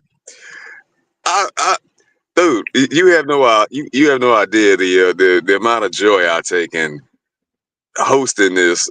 Even though I don't see how you do it, Machismo, because it's a lot going on in the background, and I got to check this and check that. I caught the private chat. Say, make sure you catch the super chats. It'd be a lot going on, and you still have to talk. But these are my brothers. These are my brothers, man.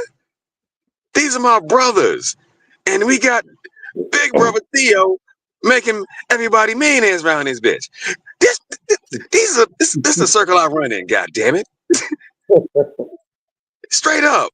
And I am thrilled to no end to know that I got people like this around me. It feels good. It feels goddamn good, man. Cody, what's going on, homie? Oh, I've been all right, man. Just inside because of the snow. We had like 10 or 12 inches of snow in New Orleans yesterday.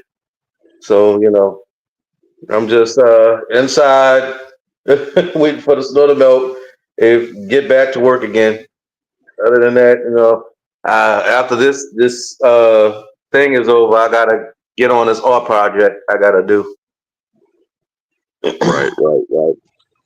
Have you considered taking Theo's course? Well, I never heard of Theo until recently. So, I'll take Theo's course. I know Theo would pretty much challenge me a lot. Yeah, He'll put me on the hot seat. yeah. They don't look like he don't play no games, No, true.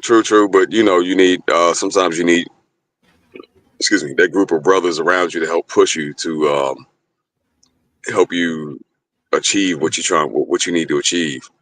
And I'm not gonna lie, the day I made Machismo promise, I said, "Yo, I'm gonna build you a business that you can run from Philly." And I went ahead and started putting all the parts and pieces together to make it happen. It challenged me.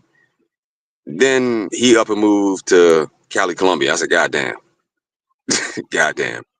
So you need your brothers. You need your brothers around you. That's gonna help keep you pumped up and inspired to move out here. And Stoic, he keeps dropping. Stoic, you there, homie? That was actually my class that was part of the design. So my view was that if you saw your brothers being successful, you yourself would want to be more successful, and then that energy would transfer to other people as well. And this would be a continuous process. And then when you saw the history, this is why I keep everything in one group, so you can actually go through the history and see what the people did, right? And so you see all these brothers, one after another, being successful. You know that you're just one more step in that ladder. This is just your turn. That's it. Later on, you could be helping other people do this. So as long as you have that idea and that mentality in the class, and then it actually happens to you, and you recognize that that you're going to be successful as well, it can't help but energize you and make you even more energetic, even more hopeful, and then go out there and be successful. So that's why I designed the class in the way that I did. No, it makes perfect sense. It makes perfect sense, because at the end of the day, if I see you accomplish it, then that just reinforces for me that it can be done. And when you have a whole ecosphere of people around you that are all getting it done, you're gonna want to get it done too. So it's an ingenious design. It's just a matter of, will you take the leap of faith? Because you've already worked out all the kinks. You got the plan. You set the groundwork. Now are you coming it out? That's it. That's all. Yep. So salute to you, sir, salute to you, sir, because you made it happen. You damn sure made it happen. Stoic is an example of that. He's from Gen 1. Yeah. Yeah. So how you doing? How you doing, Stoic? How's life? Are you in there? Life in Colombia is great. No complaints. Yeah, earlier on the stream, I was trying to give you and I wanted to give you and Obsidian your flowers because I mean, without the first Black Master Conclave, you know, none of this would be possible. Yeah. No, I got to admit. Again, now I know who Stoic is. Stoic is one of my best students. He did a very good job. And as he will know, I kicked his butt many times. And if I'm particularly going after you and I'm aggressive, it's because I believe in you. And I don't want you to do something stupid. So if I believe in you and you're like, I'm like, you're just a few steps from being successful, and then you give me this crap, I'm going to be aggressive towards you and really push you to be successful. If I'm being gentle with you, it actually means I have a lack of confidence. So you see me in class really pushing a student, that means I'm really confident in that student. Right? Like, I know you can do this. Like, stop it. And I got that mentality from my first really big security manager. And this was in Japan, and he was a former Marines drill sergeant. And that's what he was with me. He just pushed me to the end. And I never thought that I could be as successful as I was with him. And again, gotta give you the story of the CISSP. I'm a certified information systems security professional. I had never even heard of this certification before. And there's a lot of requirements that you're supposed to have. And I had never heard of it before. And my manager just looked at me in January 2001 and said, "You're going to have this certification." And nobody had it in Japan. It wasn't even offered in Japan. I had no idea how I was going to do it. But he says, "You're going to have this certification this year." And, December 8th, 2001, I passed it in Hong Kong. I failed it once in Singapore. And but 2001 was the big story about how I actually got that certification. And it was that manager pushing me to death. I thought I was going to break with that guy. I did not. I became Japan's 5th CISSP. I was the first foreigner to get it in Japan. For a while, the only bilingual CISSP in Japan was black. It was me. My salary went from $85,000 to $120,000 in one day after I passed it. And I never forgot that feeling of empowerment and of value that I could actually be important in security. I just never forgot how that felt. And it was all due to that drill sergeant. So a lot of, you're seeing me in the class and I'm pushing you, that guy is still there. He's still, echoing in my words. And of course, I hear a lot, of course, Kevin Samuels, right there. My own father as well. These guys are always pushing me to do more with the class and believe more in the class.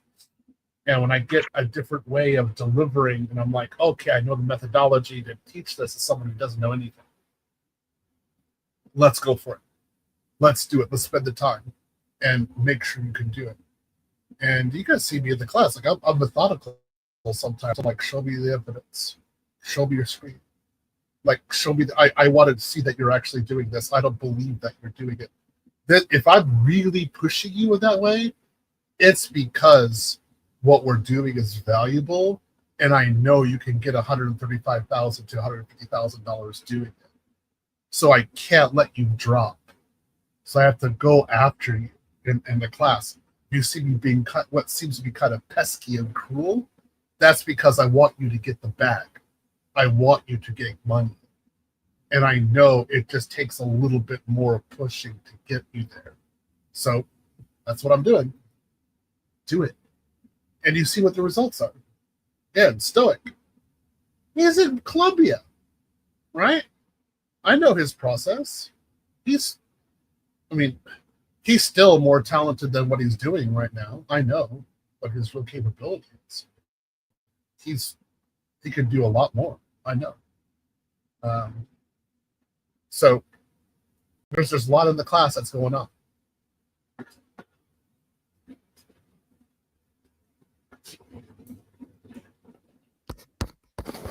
Contractor.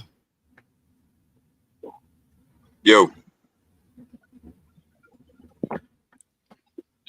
Hey, Machismo, take over real quick. I gotta hit the head. All right, I got you. Let's call it what it is. So let's call it what it is.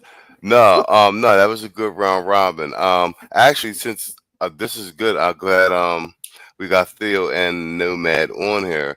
Naaman had brought up earlier. Excellent. Thank you, Contractor. I was going to do this.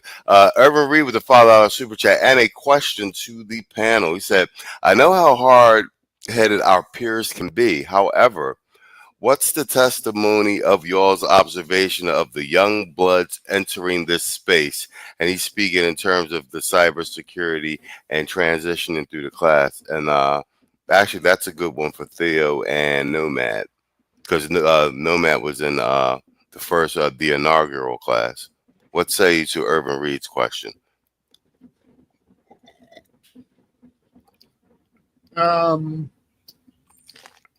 Okay, so many of them disregard the importance of what I'm teaching, and they tend to be stubborn.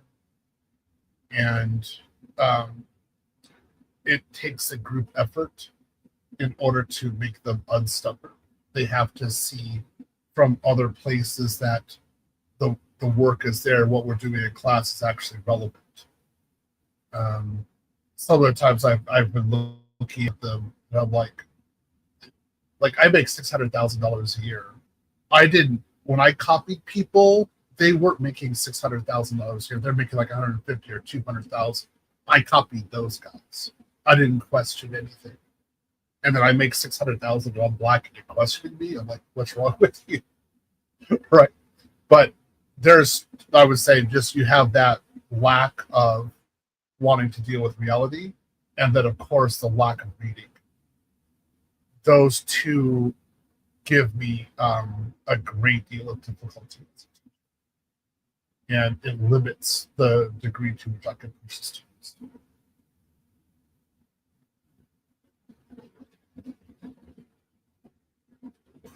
Nomad.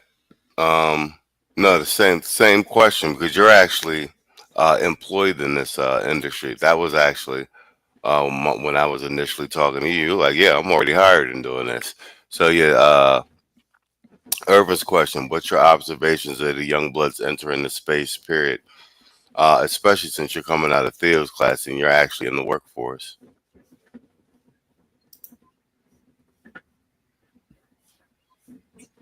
Kind of just gonna echo some of what Theo said.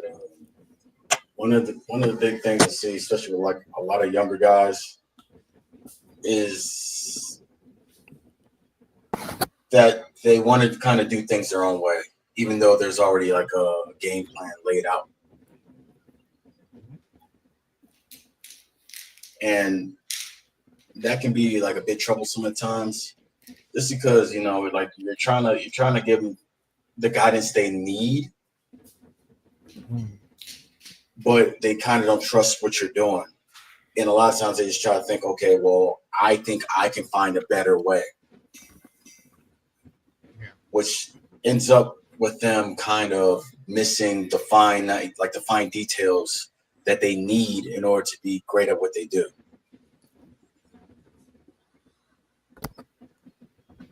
And a lot of them kind of don't come in with like the humbleness, right? They think, okay, well, I know this, you know this, so we're on the same level. And it's kind of like something one of my mentors told me in the past. He said, you know, if a millionaire is talking to me, excuse my French, but I shut the fuck up and listen.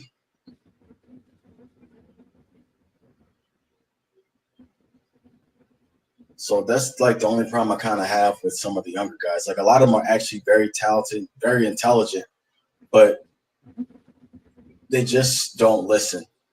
And I can't really be mad because most of them haven't had that male guidance, so they don't know how to interact with other males because they're so separated, right? And that goes back to what I was saying before about trying to do everything on your own and not having that wolf pack. A wolf pack is also important because you have to know how to interact with other men, especially as you're trying to like rise up through the ranks. You need your wolf pack. You need to deal with other men. And if other men know that you're kind of not really used to dealing with other men, you're not going to rise that far because they're not going to want to deal with you. So that's just the thing, is just trying to get them to understand the importance of what you're learning and to just trust the process.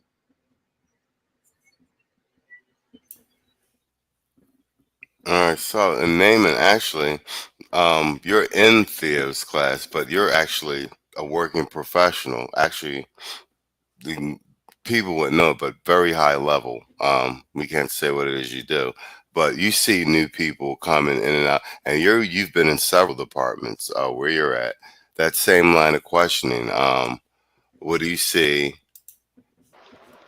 The observation for the young bloods entering this space, cybersecurity in general. Matter of fact, you got a younger homie, our guy Rich, but he's actually incredibly competent. But just along those lines.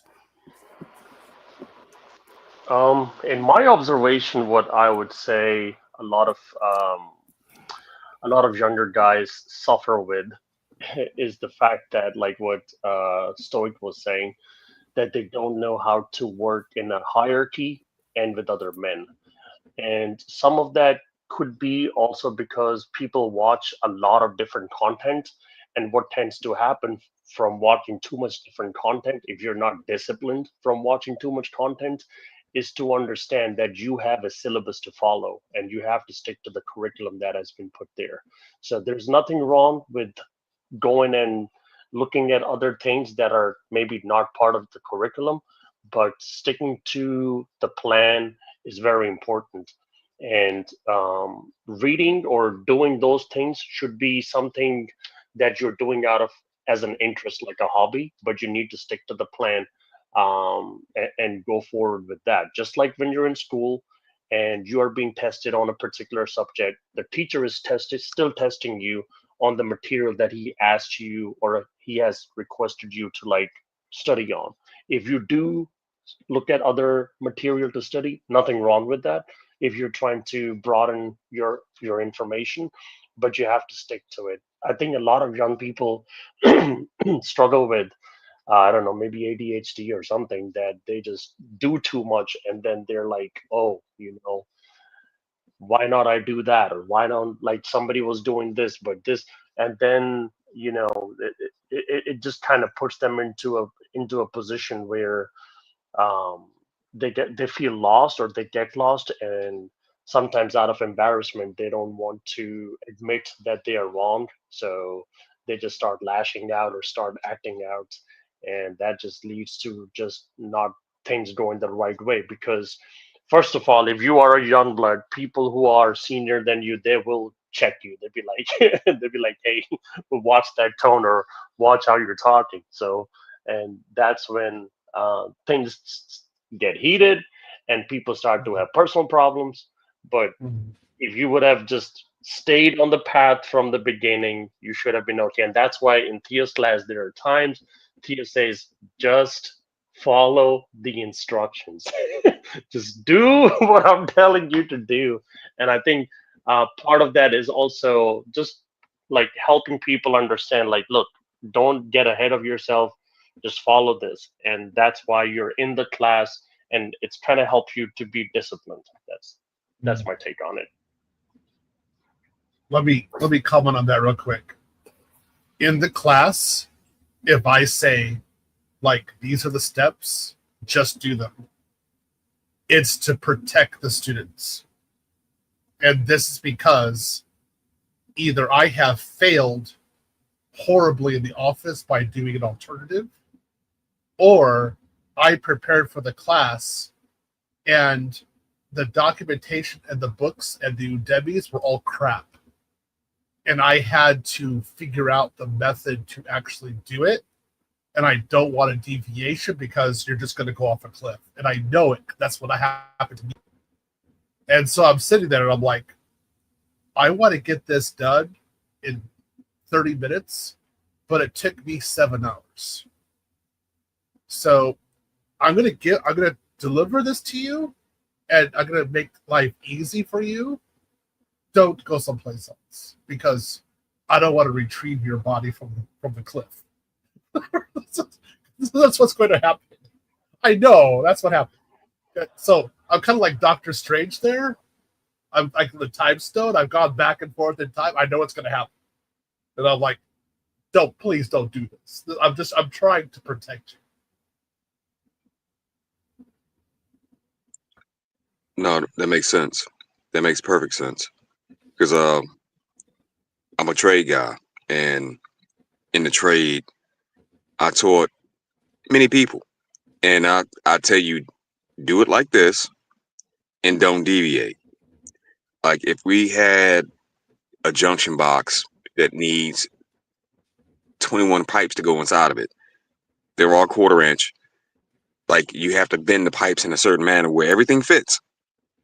So before you get some grand goddamn idea, shut the fuck up and listen. just listen. Because once you fuck that first piece of pipe up, the rest of them are gonna be fucked up too. So yeah, been there, done that. Don't need your input. I don't care. I don't want to hear it. Did you think about the gas line? You ran a piece of conduit right by a gas line. You know that's not gonna pass inspection. You're gonna kill everybody. Oh damn, I shouldn't have said it. Yeah. But yeah, it is what it is. So trust me, I get it. Even when it comes to tech, a lot of I agree with you, Theo, and you, Nomad. At the end of the day, a lot of what I experienced from learning the trade and teaching the trade, because I had to get a good bit of shut the fuck upness about me as an apprentice, and just do what I was told and don't deviate.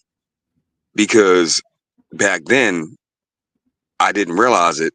It's the reason why as an electrician we screw and bolt everything down when we're done, because it blows up. Your panel is pretty much a bomb waiting to go off if you fuck up. Cross a phase, you'll see. It'll blow up in your face. Hit that brake if you want to. That'll be the last thing you touch. And I didn't initially want to listen to the instruction that was being given to me because of the way I was raised, number one, and my ego. I didn't want to put my ego aside. And that's what happened with a lot of the guys that I ended up teaching. I'm like, I hear you, but we ain't got time for that bullshit. We got to get this done. And I'm gonna show you the most expedient way to get it done. And it wasn't just a so-called black person thing, or it was everybody. Black, white, Asian, Hispanic, whatever, like Latino, whatever. They all had the same approach. It's really the way we're socialized. We've been socialized for me not to trust you and for you not to trust me. So when you're bringing information that's beneficial, I still don't quite trust you, brother. I don't. Because mama said in them. America said in them. And it sounds really messed up when you look at it like that, but no, that's really what it is. I was told I can't trust you, even though I'm trying to teach you and help you. Hard-headed, man. But in spite of that, you still find a way to push through and get it done. And well, Nomad is he's a shining example of that. And I had a similar experience because like one of my former teachers, Dave Rogalski, was a absolute raging dickhead, but he knew his shit. He knew his shit. He could tell you how to run everything from a piece of pipe to a whole goddamn mall and get the job done.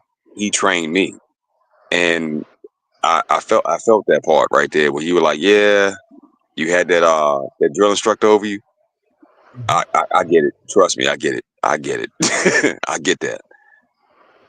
But having people like that to help learn you something is really important, because by the time it's all said and done, after you complete your training, you come out way tougher than the job ever will be.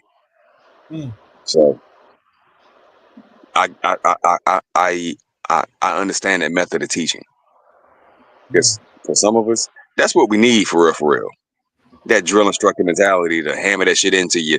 No, I said go left. You went right. Yeah, I know, but I think right. Shut up. Go left. Go left, and don't turn back, motherfucker. Well, yeah. Anybody else want to say anything? Yeah, I would like to add something. So just like what you were saying, I have had these conversations with Machismo while he was in Philly, and something what we started doing was that we used to go to a nearby Dominican spot, and we would just sit outside at these tables, and we would bring cigars, cognac, whiskey, something to drink with, and invite some of the people that we would like to network with. And in that sitting, we would talk about different ideas. We would talk about different things, and that is how you start to bounce ideas with each other, but also start to develop a network. And that's where you're like, oh, I struggle in this area, but hey, guess what? This person knows how to help you with that area, and people start, giving you resources and ways of like how to resolve these things. But part of the problem sometimes we run into, as what I've seen living in America, is that everybody's like very isolated. Nobody talks to nobody. Even at work, everybody's just in their cube. Everybody just minds their business. Nobody says nothing to nobody. But one thing that I learned while I was starting my career, and I was listening to Kevin, and Kevin said something that I drilled into my head, and I started working on that part because I was not good at it, and that was networking. I sucked at socializing. I was like, my social skills were not good. I didn't know how to talk to people, as in like just approaching them and just like break the ice and have a conversation. And that is so important. Even with your career, you could be the most skilled person, the most competent person, but if you want to grow in your life, in your career, you have to be good dealing with other people. And like what Contractor was saying, it's so important to be able to like start like just building a habit on like talking to people and building your network, because if it will take you so far in life, like you'll be surprised if this one skill you can get it right, like how much your life will change. And it will also teach you how to be around other people, how to be around other men, and it will elevate you in life. So I would definitely say, just like this room of people where we are all gathered here, just start doing that in your life as well. Start taking out time in a day to call a couple of your friends, like set aside like half an hour to an hour, and just call people and be like, hey, what's up? How are you doing? How's everything? How's life? Do you need anything? Is everything okay? And from there, start moving it to like, once a week, just meet up with your friends or something like that. And I think a lot of people in America, for validation, I guess they seek women to validate them. But what you really need is other people in your life, which are your brothers or a brotherhood, so they can sharpen you and keep you focused on like things you need to do. Because women are just cherry on the cake. You need to work on the cake first. So that's my take. No, I think you're absolutely correct. a lot of guys, they look for women to validate them, not realizing that just get some money. That bitch gonna validate you anyway. That's it. It's as simple. It's simplistic. Get some money. Get some money and watch them all bow down. But that's a whole nother story. You know, um, having your network around you. What's that old saying? Your network is your net worth. People don't realize how real that really is, man. Like everybody on the panel, y'all are part of my network, and I go off the Dame Dash mentality. If I ever go broke, I just need 10 of my homies to give me 100,000 piece, and boom, I'm back on. If I'm a millionaire and all my homies are millionaires, now I'm a millionaire. Now I'm a millionaire again. But I would also do the same for them. Like it's us. We're the we're the ones that move the needle. We're the ones that change things. So looking for I'm gonna just be real. Looking for a bitch to validate you with some very, very, very, very bitch ass thinking. You shouldn't be looking for a woman to validate you. No, no, no. How do you stand Yeah, I agree. amongst other men? Where do you stand? And if they're not the ones, if you don't have anyone holding you accountable, then bro, you kind of fucked up. You just out there by yourself. So at the end of the day, having that network, it helps keep everything balanced. Straight up. Yeah. Where you don't have a bunch of distractions. And also having that network, that wolf pack, a bitch can't throw you off either. And that's gonna be the mistake that a lot of brothers make, because once let's say for example they do take the OS course and they do get a job like the brother, and they get out here and they start making money and they get down to Columbia, well then they become the biggest trick in the world. Instead of approaching everything from a balanced perspective, like he's obviously doing. So it's important to have to be around your brothers. That way they can help keep you balanced. Because once you do get the money, now what you gonna do with it? And Blow your I whole want wad? contractor. I want to add something to that, and this is also very important. Sometimes I've personally met people who have a lot of money, but um, there are many areas in their life, even though they have the money, they don't feel content or they're happy with themselves. And part of that is what I have observed comes from the fact that they do not have respect of other men in their lives. If you Facts. even if you look at women, let's say for example, if you are a person where a lot of other men respect you, a woman will naturally respect you because she sees that all these other guys respect you. When you don't have that, like you will see that you will seek validation from a woman to validate you. But when you have respect of other men because of who you are, what you have accomplished, and the purpose that you serve in other people's lives, you become someone who um, is not just living for themselves. You have a bigger purpose in life where you are serving a bigger purpose. And I think when women see that, they see that other people kind of put you up on the pedestal because of the respect you have. And when she sees that you are a person bigger than what she looks you at as, that's where she begins to respect you, and that's where the love comes in. Well, you're absolutely correct. I'm Yeah. sorry. Give me 1 second. Like just point of personal privilege. Way back when me and my now current wife started dating, I took her out. I took her around town. I took her to a lot of the spots that I would normally frequent, and everybody in there called me by my first name. Here's the reason why. I know the owners. So I have owners and other businessmen interacting with me on some personal shit. Her eyes got wide every time. We could stop past the little pizza spot right there by on U Street, or we can go to the other Italian place down the road in Virginia. They know me, and because they knew me, they were like, well, excuse me. She was like, "What the hell?" So she's seeing these owners come out and shake my hand. That's because we did business together before. Her eyes would get wide and her jaw would drop.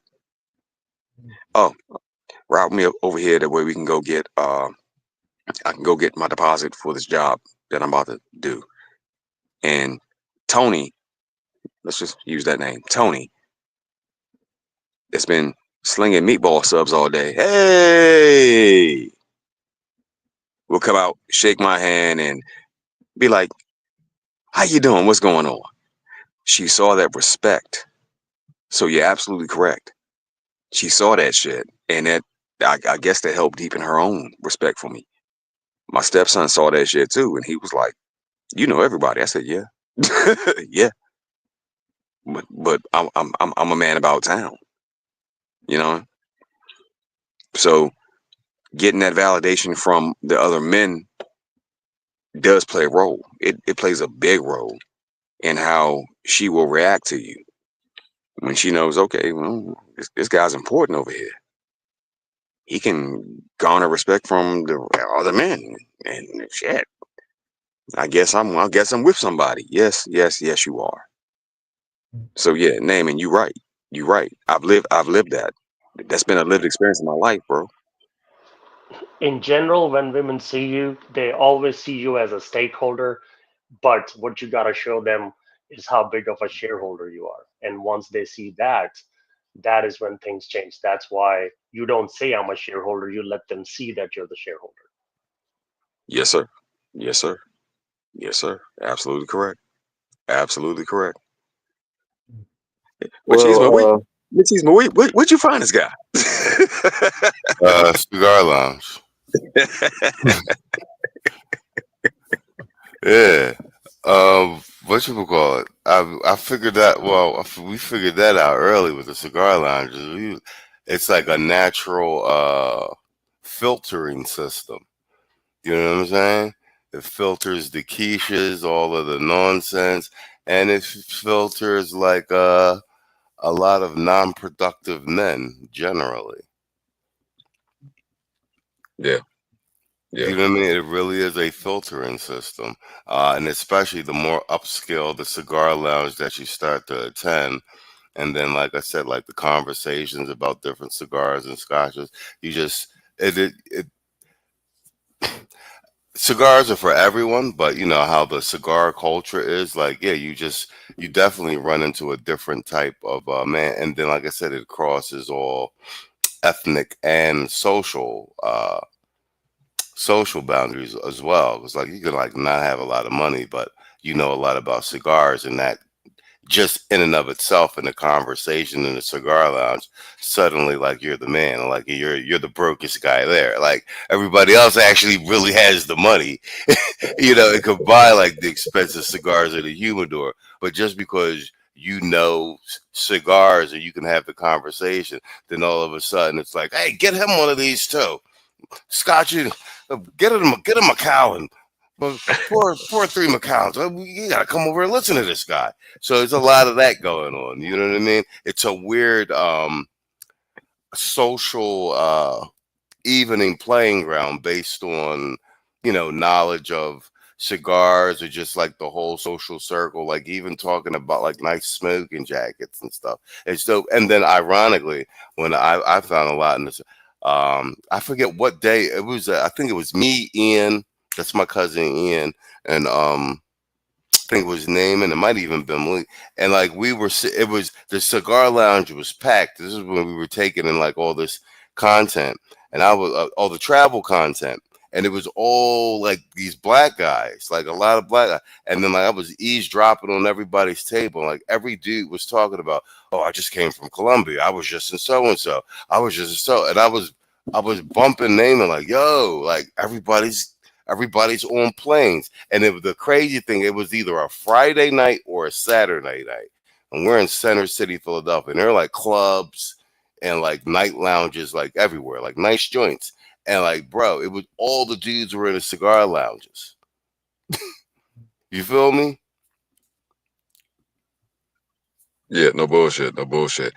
Irvin Reed said Pop goes the motherfucking weasel. If you know, you know. You know.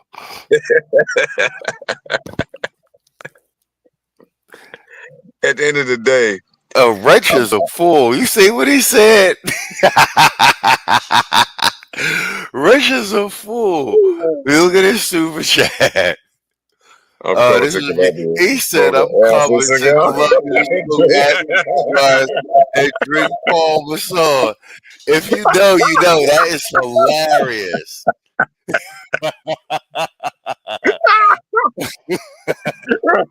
That is hilarious. He said to smoke acid cigars and Paul Masson. But I ain't even gonna hold you. The what is it? The bottom Betty or something acid cigar. That's actually not bad. It's a shitty cigar, but it tastes good. He said drink acid cigars and Paul Masson. That's hilarious, bro. No, I ain't gonna lie. The acid cigars are good. The Jewelry Estates are good. The Mocha Latte, I can't think of it. It's like it tastes like espresso with chocolate. This the best shit. It tastes really good. No, he hit it Especially right on the especially head. He said with $1,000 plane ticket for an $18 experience.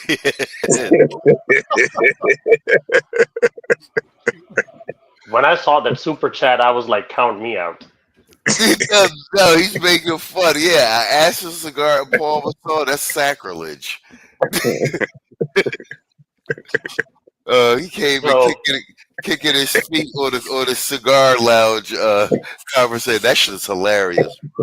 By the way, I have a very special bottle for Theo because last time we were at the conclave, I saw how happy Theo was with his Henny. So I have something very special for you, Theo, this conclave.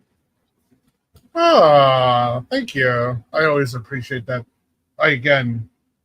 I always tell people again I was homeless, so if I get anything, I don't expect anything, so if I get it, I'm always humble about it. So I just want to thank you folks.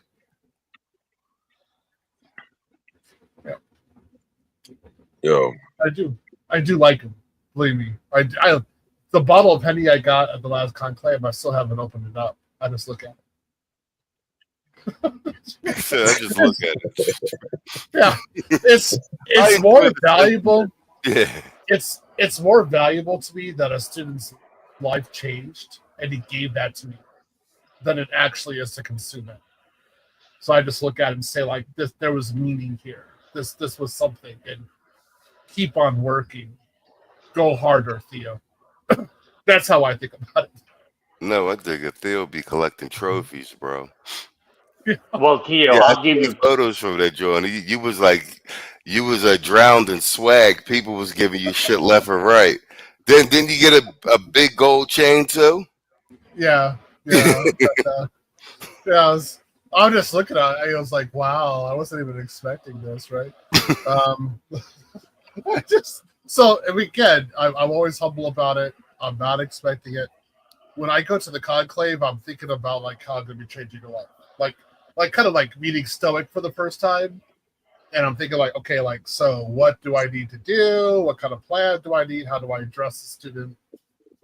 How do I interact? Right? I'm in teacher mode, and then somebody says, "Oh yeah, you changed my life. Here you go." I'm like, whoa! It's like a science life. I'm like, I don't even know what to do with this. So, okay, wow, thank you. That right there is a good problem to have right there, Theo. You changing lives, and in the process, you're like, oh, surprise, thank you. Thank you. Yeah. Bottle Henny, thank you. Homicide, thank you. Yeah.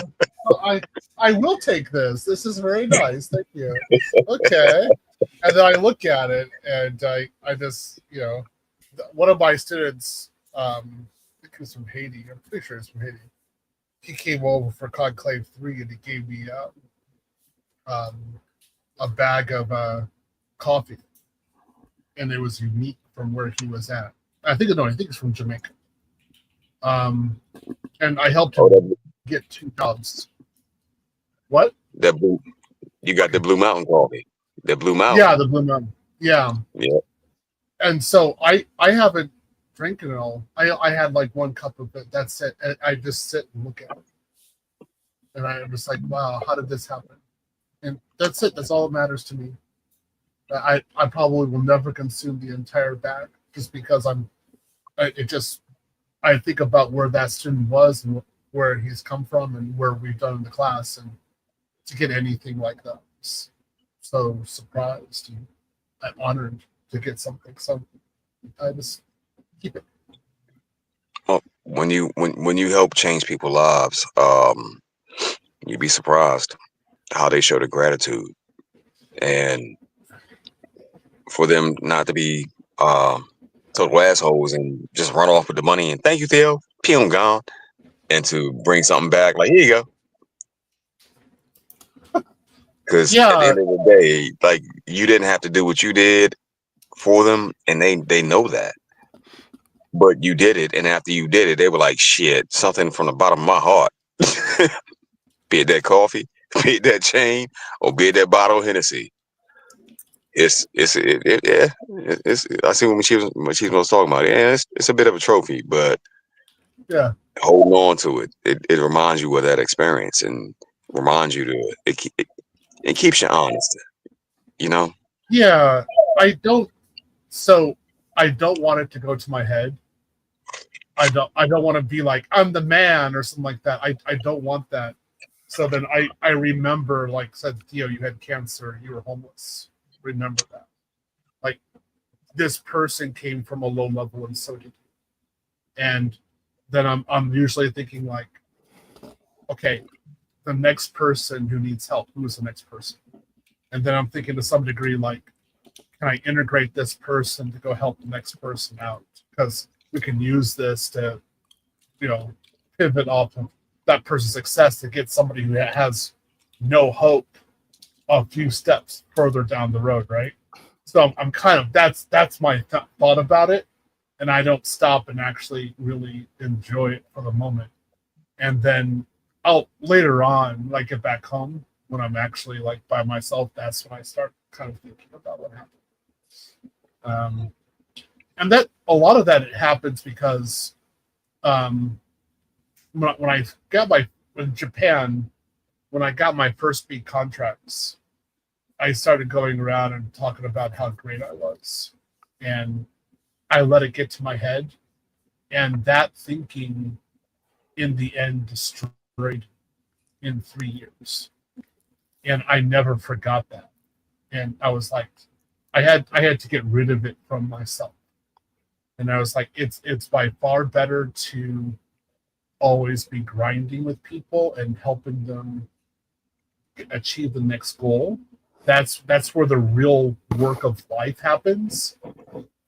And saying that you're the man or you're this or that, that's narcissism. And that's when you stop progressing. That's when you stop growing. So don't do that. And I learned my lesson. So I think I'm pretty good at it. Yeah. You considering everything you've been through, to still be working and helping, like, for real. Theo, we all, I'll be the first to tell you, Theo can sit down, dog. He can, if he wants to, he can sit down. Like, he's at that point, but he's still out here. I heard enough now. I've seen enough now. Theo can sit down. 600,000.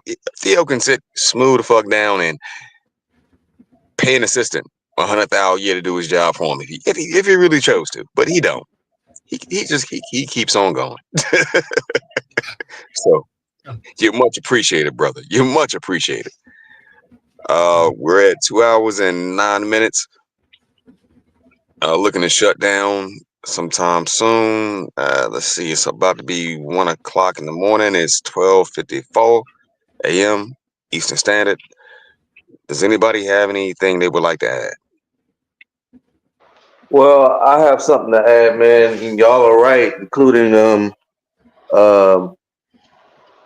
contractor, that meeting people is very important, and especially people at higher places. And to this day, I still get calls from people from this developer, HRI Properties, to do some work for them, and I get paid for that.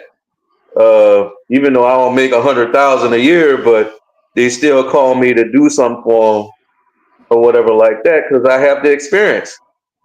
And you're right. It's all about meeting people. And I introduce myself, and a lot of people's like, oh, you know so many people. Yeah, you got to have those connections, man. You can't just uh be this fort in the middle of the ocean and no one surround you. You don't got nothing surrounding you. You gotta like sometimes tear down that wall to basically so you can basically know people, whatever like that. You don't need to always like enclose yourself all the time. And I learned that a long time ago, and you know that's how you get to become very successful, wealthy, a lot, and amongst other things.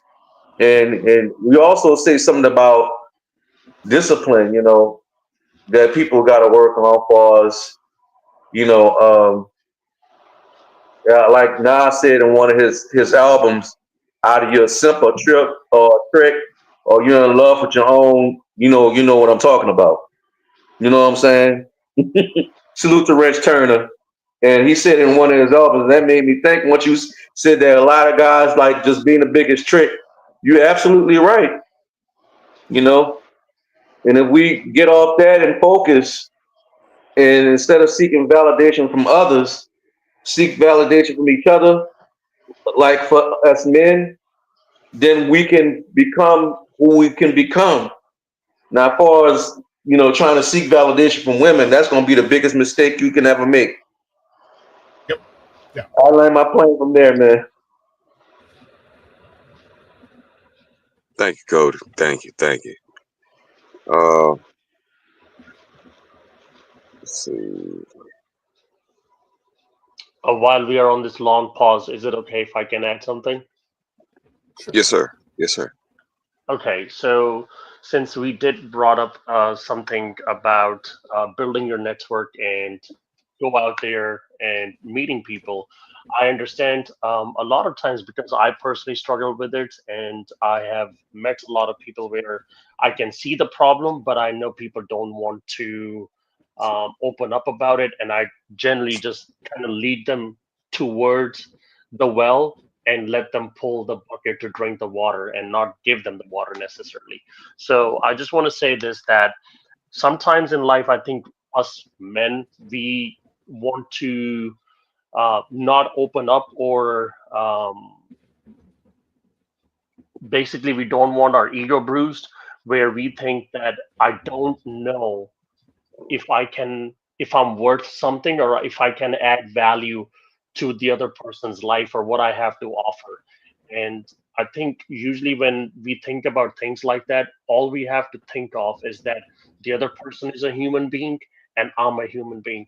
And I have to believe in my skill set and competence to give something that I know I can. And if for whatever reason you think you cannot, maybe just that conversation is in your head is going to help you realize some of the competence where you're lacking, and you'd be like, you know what, I need to get better at this. I was thinking now I would be able to do something for this person, but I cannot do that. Guess what, I need to work towards this area and get better at it. And that is how in general you will become a better person. So never be afraid, to be thinking like, hey, I don't know what I can do like for others. No, you can always do something for others. You just have to reach out, because in order to shake hands, you still have to reach out your hand to shake the hand. You cannot have your hands in your pocket and expect other people to reach out their hand. Well, you know what, Naaman? You're absolutely correct.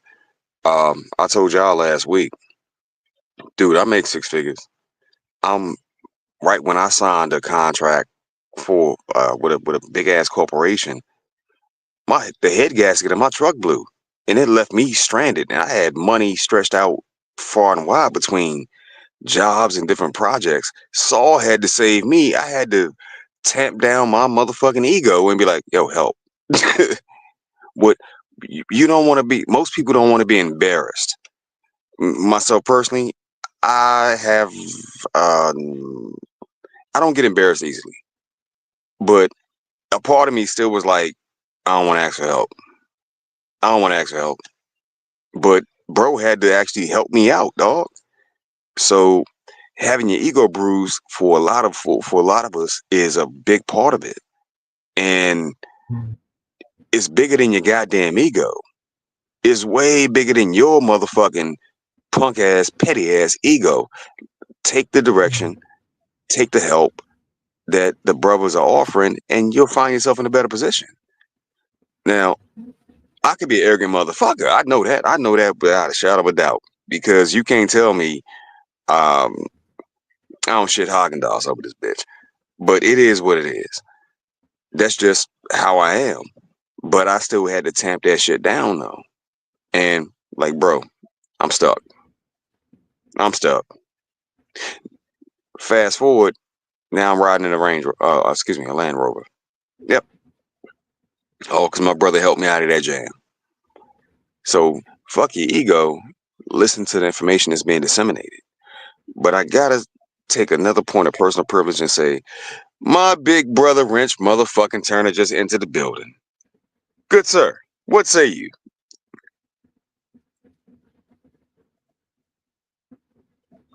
Wrench. Some. My apologies. I'm over on this Paul. No, I'm playing. Man, salute to all of y'all brothers, man. I'm enjoying the conversation, bro.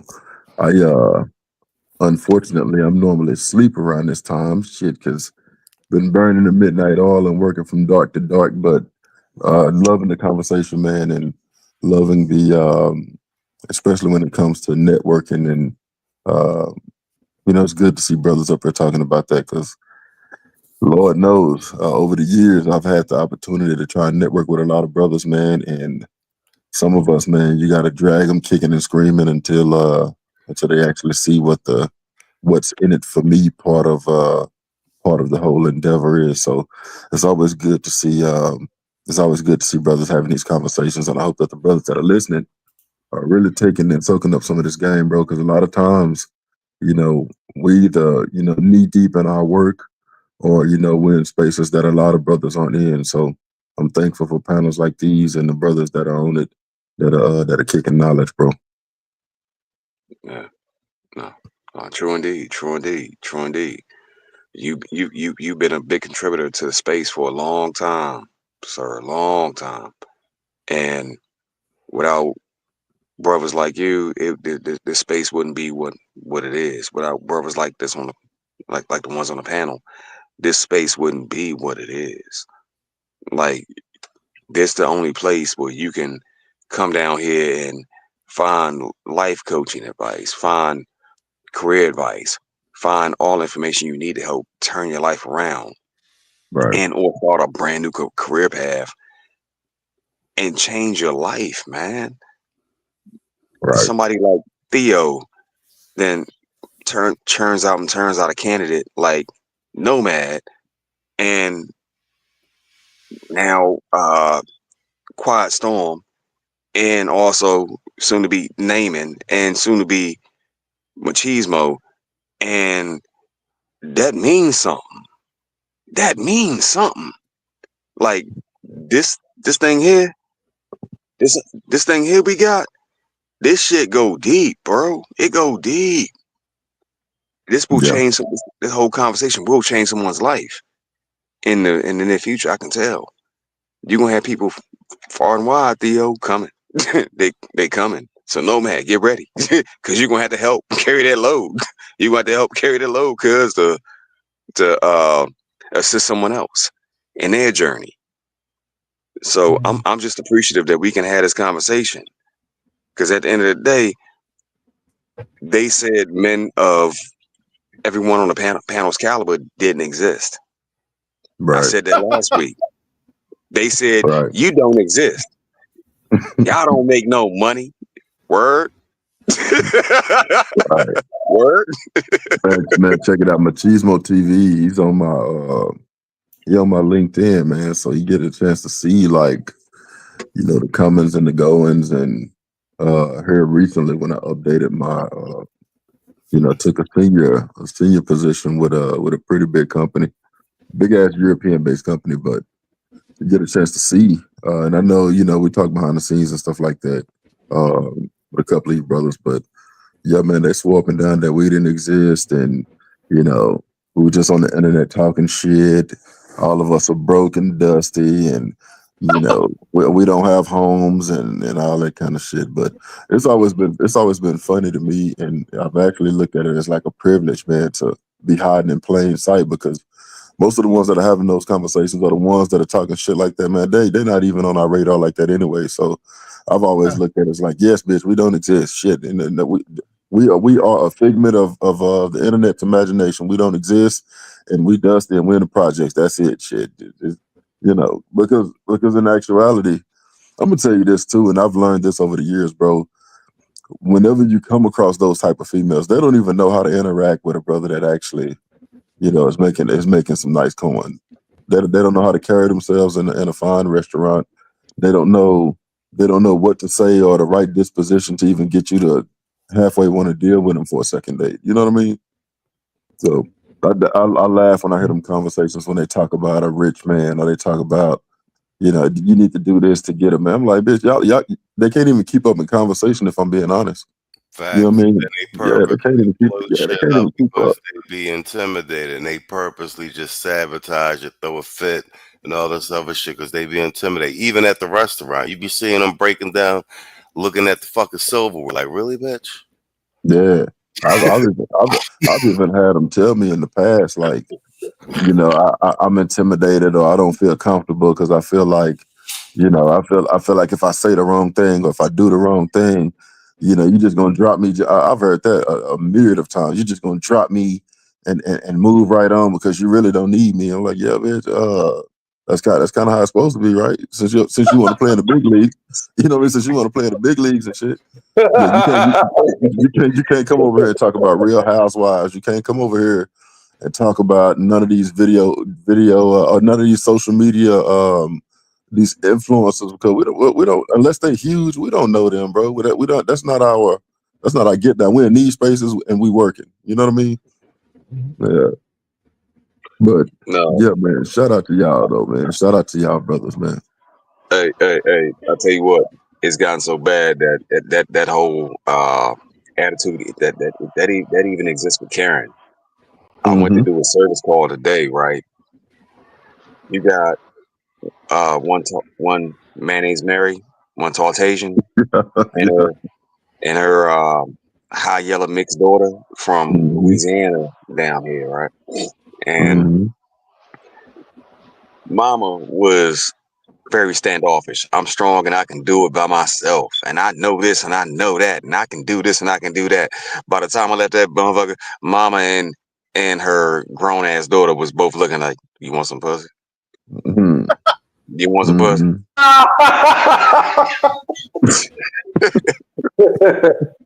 You was a whole man out this motherfucker, and you can help us. I said, nah, I'll take that $200 though, and I went on about my business. I'll come back over here when it's time to install this bullshit. That'll be $600, $700, $800. I'll have help, whatever, and I got the fuck out of there. Like they don't really understand men, productive men.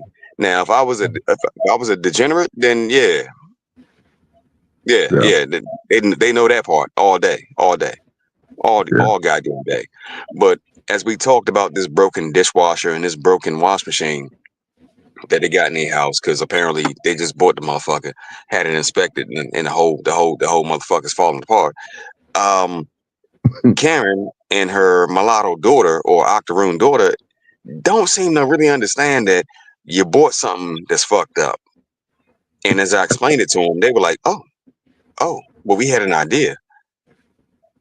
Bitch, your lights don't even cut on when you hit a switch. An idea? No. Everything in here is trash. This house is garbage. How much you pay for it? $340? That's amazing. You're dumb. Like, they didn't get it. They didn't get it, bro. And they were looking at me like, can you fix it? Well, if you fix it, we might just do something strange. No, I gotta go. I gotta go. Yeah, I gotta go. for the me too, me bitch. I got a quick question for the brothers. 'Cause I think this is important.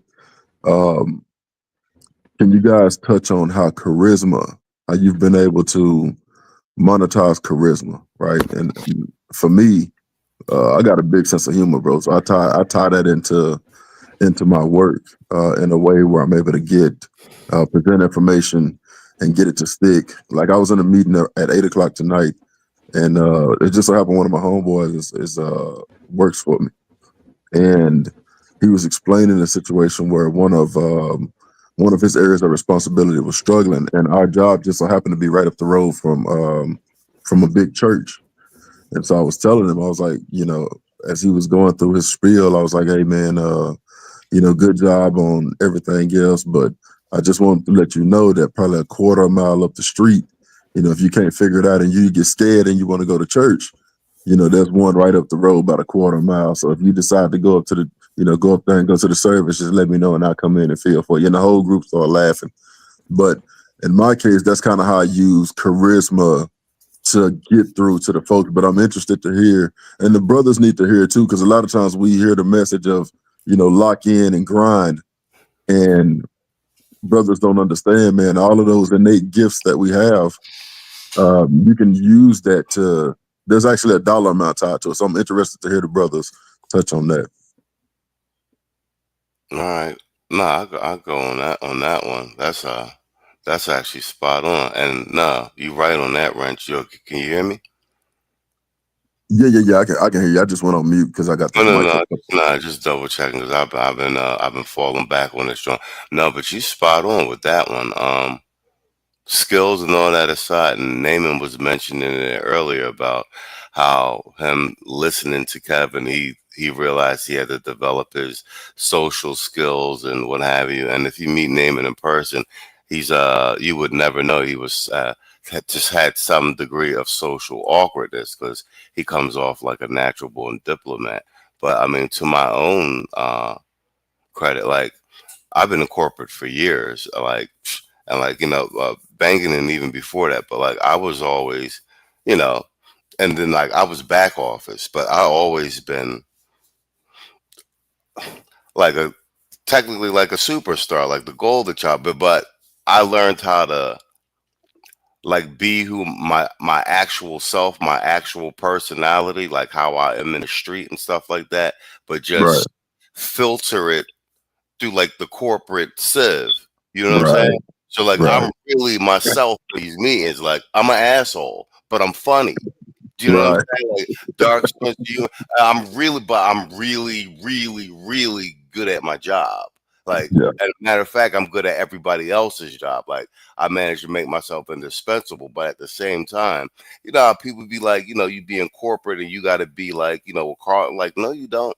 You actually get the respect from that. Like, they actually respect the guy that's like you're that, like, you're personable and all that and other stuff, but like people know not to fuck with you. But you're not like, but you know what I'm saying? Like you develop that skill out over a while, but then like I'm personable. Like I don't really be extra. Like I could work at job for years and know everything about everybody, and people feel like they're my best friend, but they actually know nothing about me, my personal life. But they don't realize that till like you're at the happy hour. You're like, you know what? I know all these. I realize I know absolutely nothing about you. And I'm like, yeah, I know. Yeah, you know what I'm saying? But speaking to charisma and monetizing it, like look at Machismo TV. That's a perfect example of it. I'm not on camera. I'm not on camera. I'm 6 seasons in. Yeah. The only people on this panel I've actually ever met in person are Naaman and Theo. Yeah. Saul been with me from day one. We have never met in person. Yeah. Shit, I ain't never met you in person, Rich. Storm that met Naaman before he met me. I won't meet Storm until the conclave contractor. Yeah. Like I'm gonna meet all y'all last at the conclave. Know that. This whole channel is running around a whole bunch of dudes from all over the country. Matter of fact, even the globe, because Hot Sauce is part of the original Voltron pilots, and he's in Shanghai. Yeah. And we've been doing this heavy from like 100 subscribers, bro. And like, this is just all off skill and personality and the ability to work with other men. And on top of that, I mean, let's just keep it a buck. Like everybody, like the people, everybody here is either an alpha or a sigma. There are no beta males like in the manosphere proper or black man. You know what I'm saying? Like the purple pill channels, all that shit don't really fucking count. Like, because they get run out anyway. They get ran out of the chats. They get ran off to the panels. Do you know what I'm saying? So like everybody that's left are either alphas or sigmas. And then, like, just the mere fact that all of us can get along over long periods of time, build something, and haven't trying to, you know, taking each other's heads off is crazy. You know what I'm saying? Yeah, it's easier for brothers. It's so much easier for brothers to build when Keisha is not around, bro. Fact though.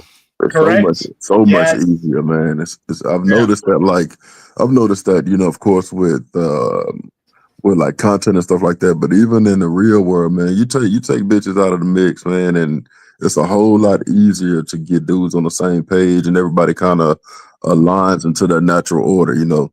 And it happens quick. You know what I mean? After you know, after a couple of hours of having conversations, man, everybody kind of know where they stand. You know. Yeah. Theo, talk about the charisma, man. You know, we know you. We know that you've been around the world and back a few times, man, and have done well for yourself, bro. I can see your charisma. You one of them people that if we worked in the same environment, man, I would be trying to get you to break character in a professional way, but I'll be trying to get you to break character because I can tell you about your business.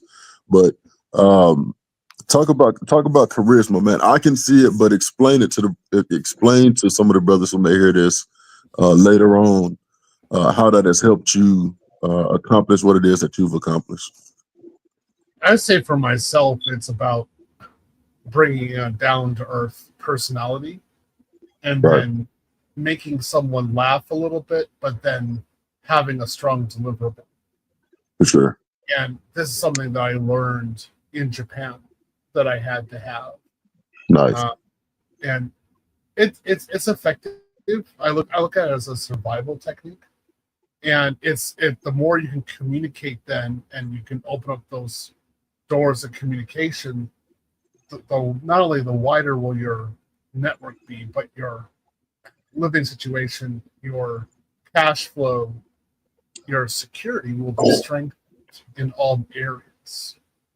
So that's the way I use it. Yeah. I just try to be personal about it. Again, I always remember the homelessness. One thing I always told myself to be when I was homeless is that being direct and personable with people is free.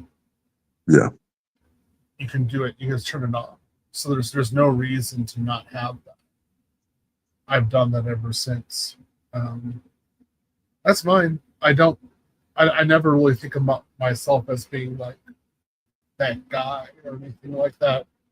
I'm more like, I can help you get through a horrible situation. I know the path through. Yeah. So I'll help you get through it.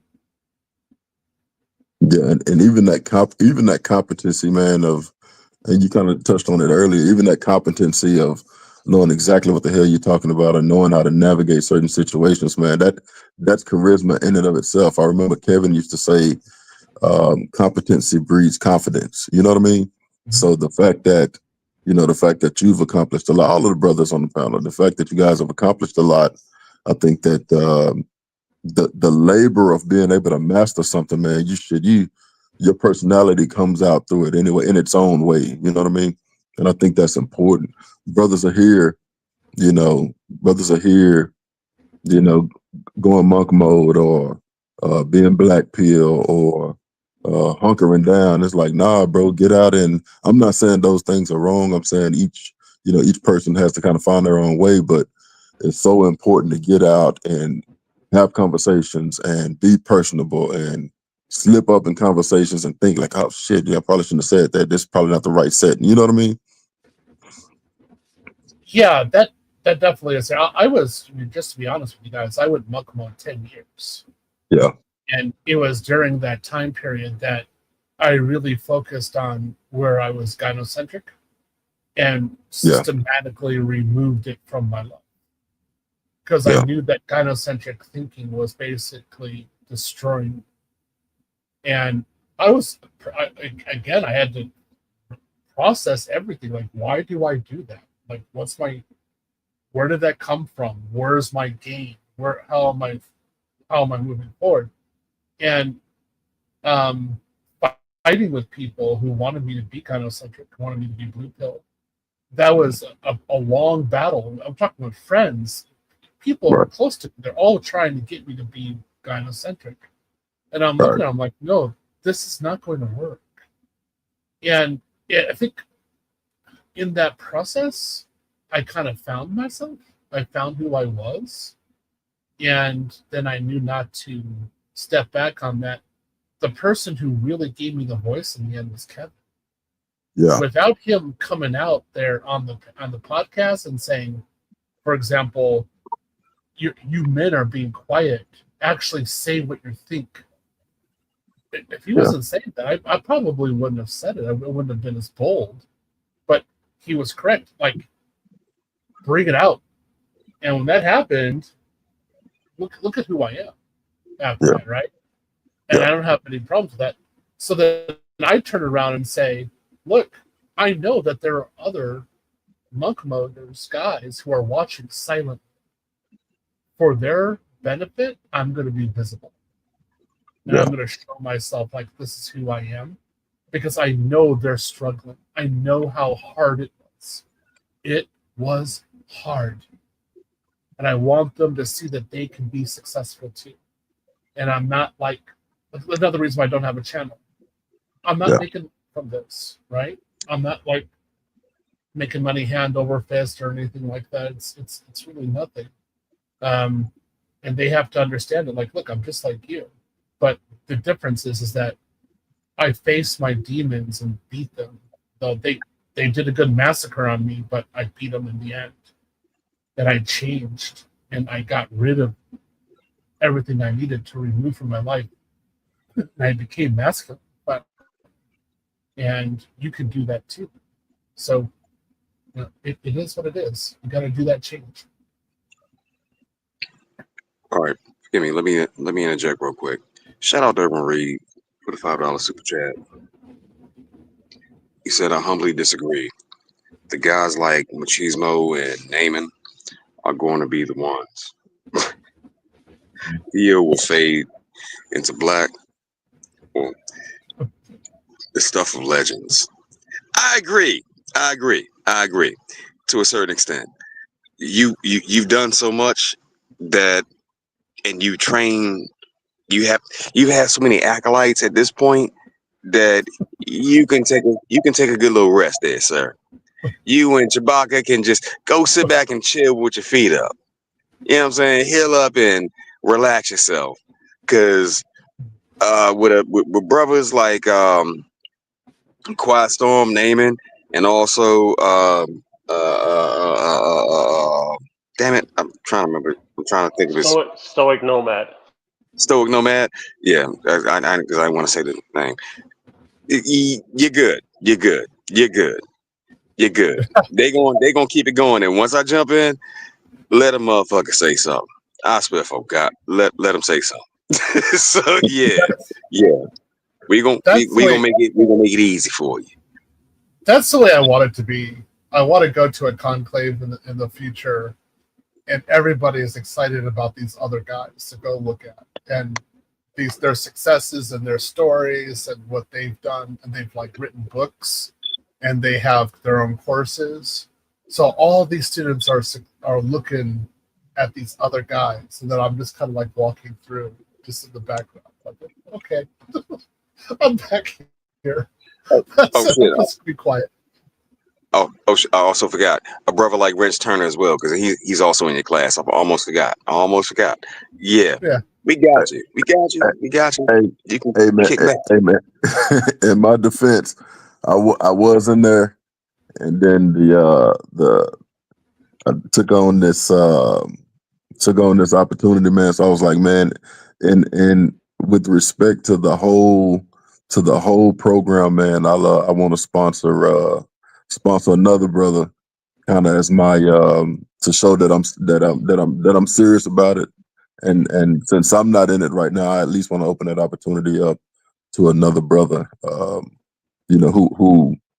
who may wish that they could participate, but may not be able to financially. Man, I at least want to make sure that I open up that opportunity to somebody else who can make the most of it right now. Since I'm playing this damn, and I'm kind of crazy that way, man. I'm playing this damn corporate game and climbing a ladder and shaking babies and kissing hands, as we say on the way up.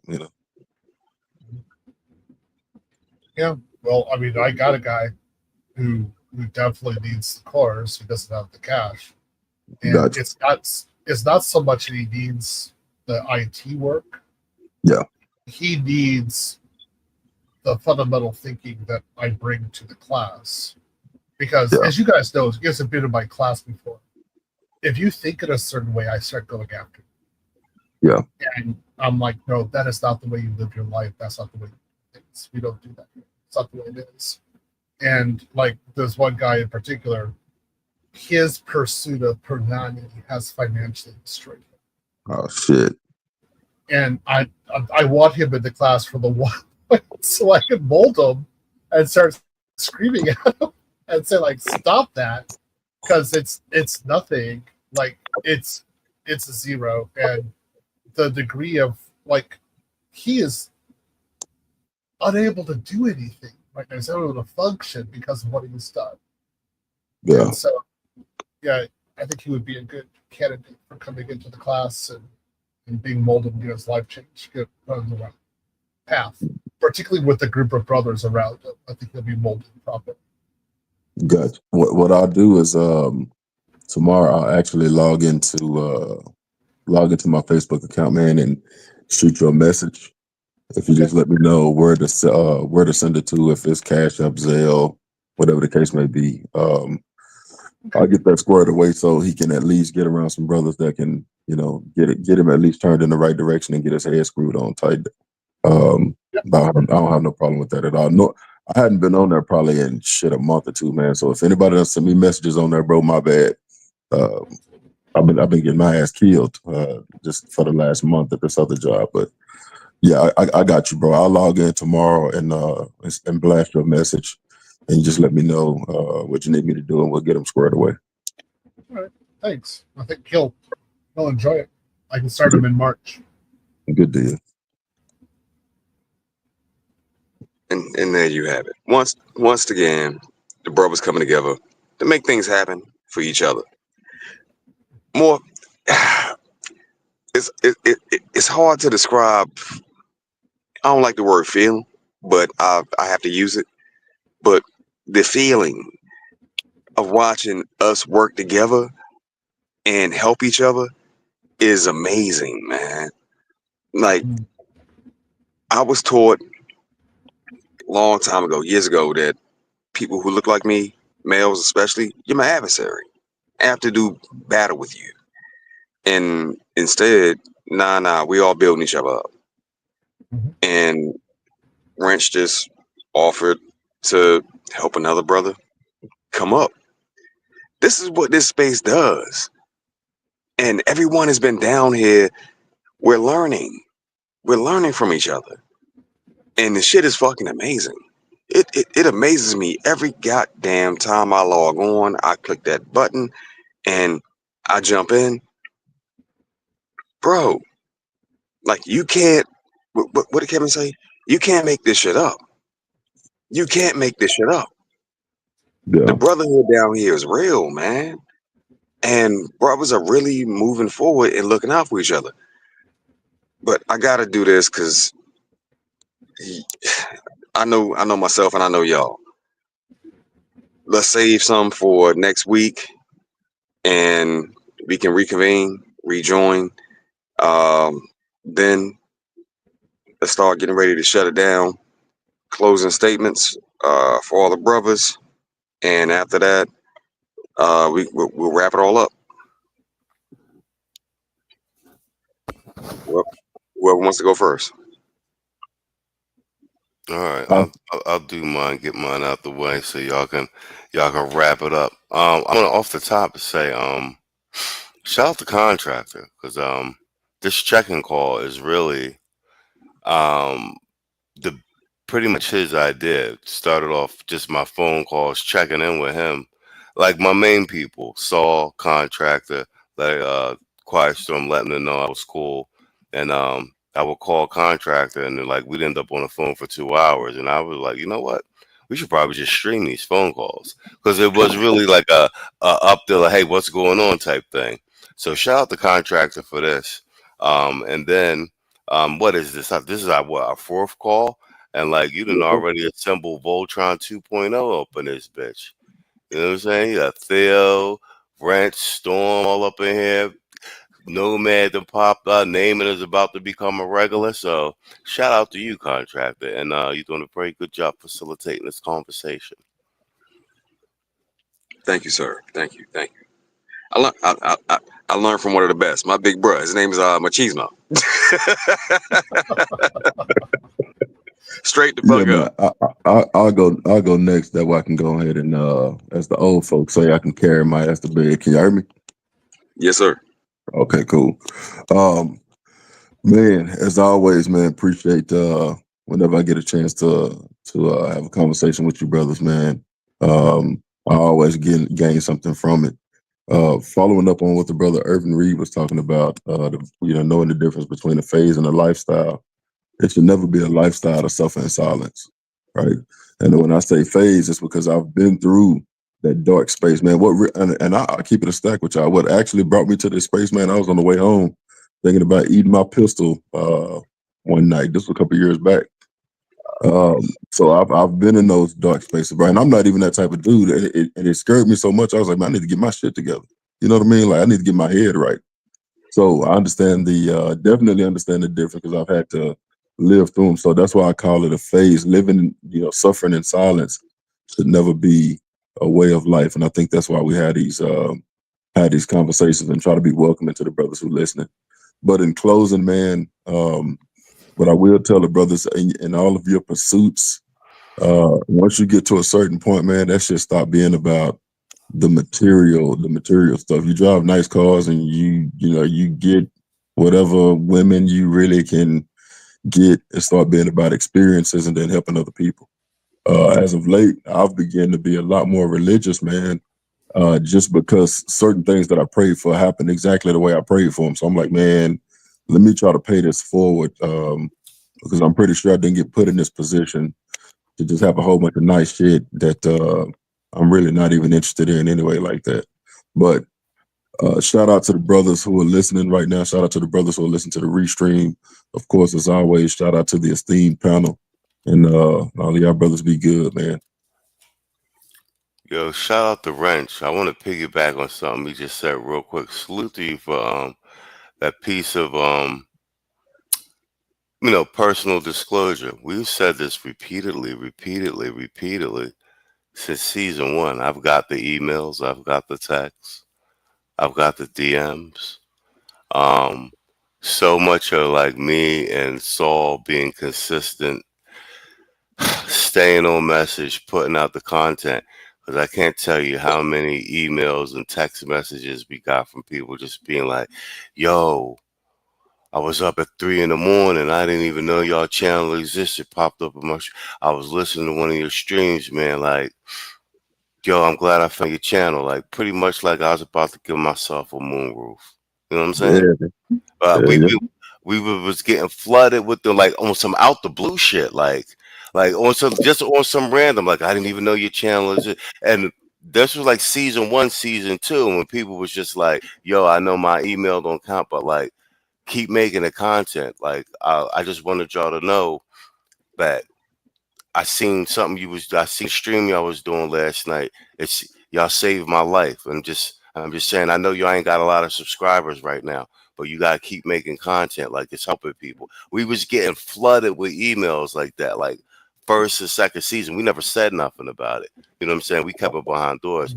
But that's real shit, like the content that we make down. And I'm sure the same has happened for Wrench, man.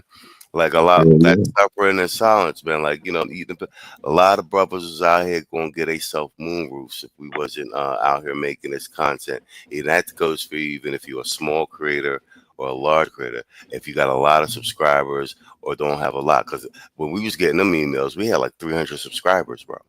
You know what I'm Yeah, saying?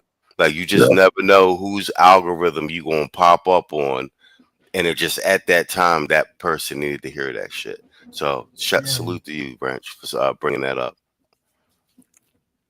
For sure, brother. Hey, man, I'm gonna drop down. Y'all boys be cool. And as always, man, if y'all need anything from me, man, reach out. And Theo, we'll connect tomorrow on the in Messenger, man, and get that squared away too. Sure, no problem. All right, man. Y'all brothers be good, man. So on that, Peace, piggyback on Ryan. what I just said, the first time somebody said to me that they were about to off themselves and they heard me on a stream, and they didn't do it, I was speechless. I didn't know what to do. I listened to it. I listened to what the guy said. Then I read his message. I had to go out and take a walk for a while. I was like, "Wait, I'm just." Right? That's how I think. Like I always think I'm the homeless guy. So I told him, thankful and glad he's still here, and I listened. I'm trying to see where I can help him out a little bit more. And then I started getting another letter, like that, and guys who listened to me in IP, and they actually were abroad, and they were about to off themselves as well. But they saw how life was abroad, and that's what they wanted. They decided to become passport pros. I'm always silent about that. I can't believe it. I'm not doubting it, but it's hard for me to take. But like I'm thankful that God used me in that way to save somebody's life, and I'm very humble about it because I've been there. I know what that's like. And I just hope that the guys keep on going. And again, that's why I show my face. That's why I talk to people as much as I can, because I know that there's another ninja watcher listening, just like I was 2013, 2012. When I was really going through in 2015, I needed that daily content for someone to keep on saying so that I could have a guidance and get through it. So hats off to you guys who keep on doing this. I really need to do this as much as possible. And all the content creators who go out there and make this, again, 2 o'clock in the morning, much as, yeah, you're up. You're doing. I'm watching you. I'm rolling over in bed. I should get the iPad out. I watch your channel, and I was like, wow, that's really cool content. But we, again, hats off, and just guys keep it going. Let's just keep on trying to help guys, right? And on that note, I have to go to sleep because I have to wake up at 7 o'clock. So, peace. Thank you, sir. Much appreciated. Much appreciated. Last but not least, no, I'm sorry. Forgive me. Naaman, you still with us, bro? Of course. Oh, right. All right. There it is. Okay, so something I want to share. I wish Theo and Branch Turner were here to listen to this, but maybe if they listen to the recording, they may hear what I have to say. I just wanted to say, especially for Theo, that what Theo has done for so many people, I don't think there is enough gratitude for that. And even I believe this year, and so like whenever he's planning on either this year or next year moving overseas, I think that really would be the catalyst that I'm looking forward to for him living overseas and basically changing a testimony into a revelation for a lot of people in this space where there's all the stigma about either passport bros or people in general that men are like not, I guess, good citizens, or they're not carrying their load or whatever. Like all those things are going to start going away because people are going to start showing receipts. 2025 going forward, people are going to start showing receipts that look at the progress that has been made. The only issue is, like what Wrench was saying earlier, that unfortunately there are more postgraduate people arguing with fifth graders. And to that, I just want to say there is no reason to argue with fifth graders. Just do your thing, show the receipts, and let these people see where the resources are going, because that's what's going to happen inevitably anyways.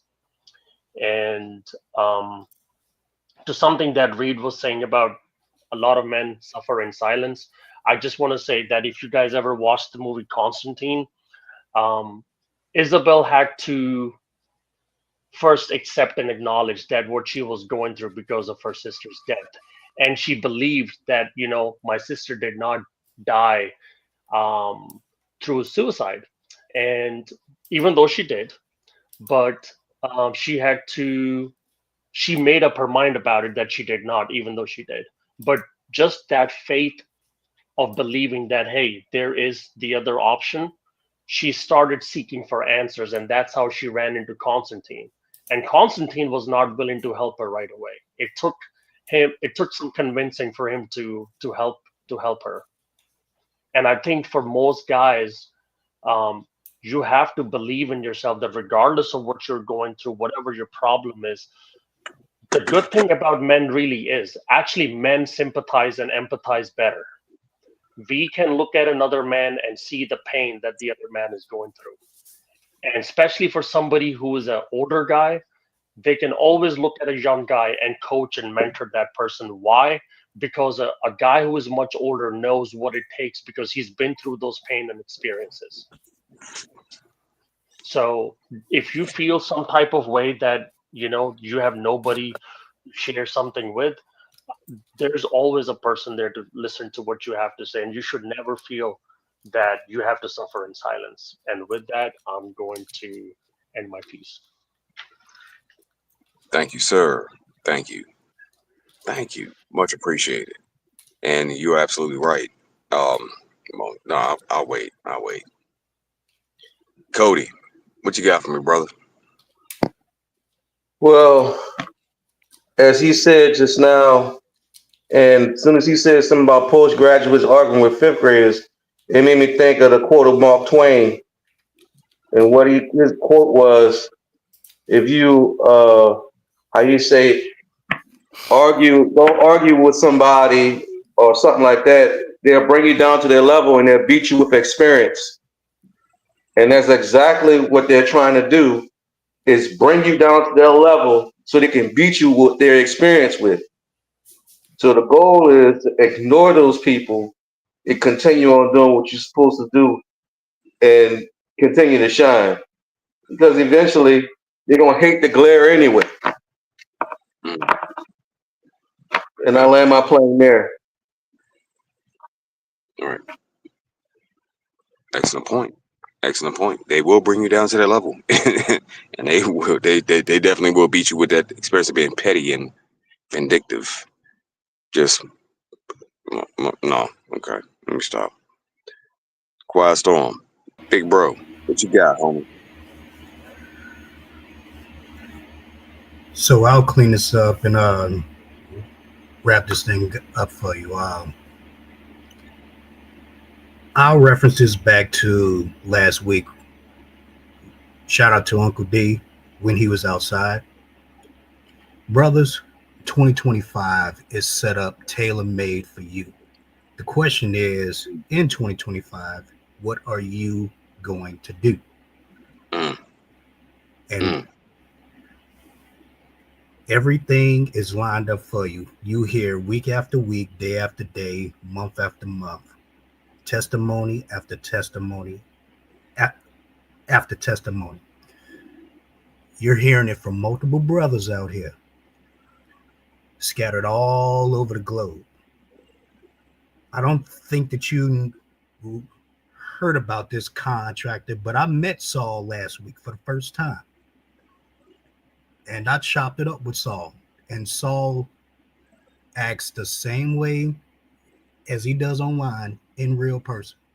Good brother. And I said it earlier.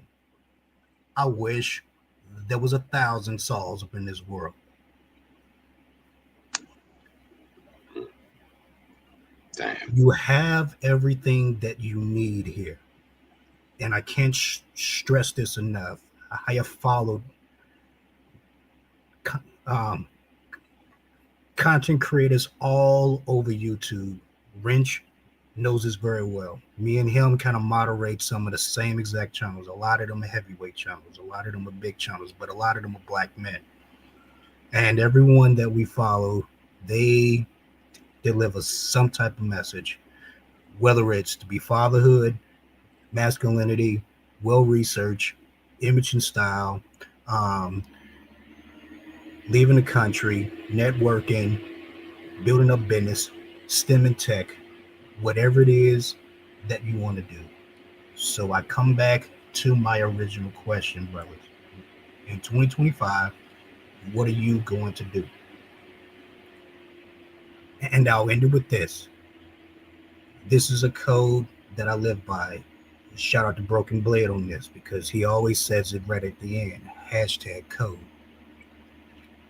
It referenced me back to a movie that we've all grew up and watched. It's called White Men Can't Jump. Right at the end of the movie, they had just finished beating King Farouk and Duck Johnson. They was at the beach in Santa Monica. They had just got paid, and Wesley Snipes and Woody Harrelson was walking, and Wesley Snipes was talking to Woody Harrelson, and those same brothers up at the beginning of the movie that was singing up in the movie, they were singing again. Wesley Snipes walked by. They had their little offering jar as they were singing, and if you notice up in the movie, King Farouk was singing with them in that scene. Wesley Snipes gave them a little bit of money, and Woody Harrelson looked at him and he said, you gave him a 20? Wesley Snipes said, yes. He asked him again, you gave them a $20 bill? Wesley Snipes said, yes. And he stood up on one of the concrete slabs and he said, if I don't take care of my brothers, who will?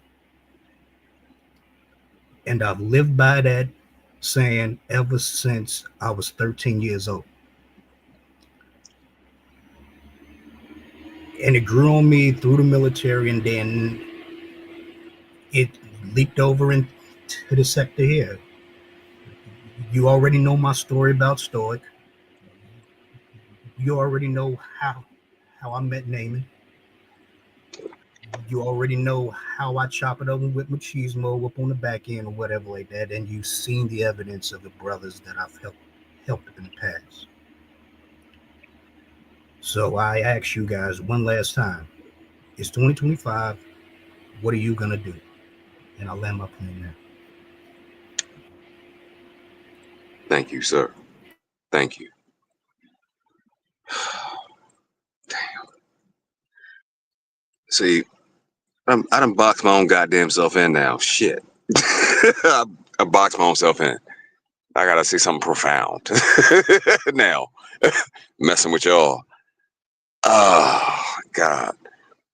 I appreciate my brothers for coming up again on another Wednesday and having a check-in call. Everything is okay with Machismo, even though he's out the country, and Keisha and them swore to God that he was going to be taken advantage of, and Scopamine and all that was going to happen to him.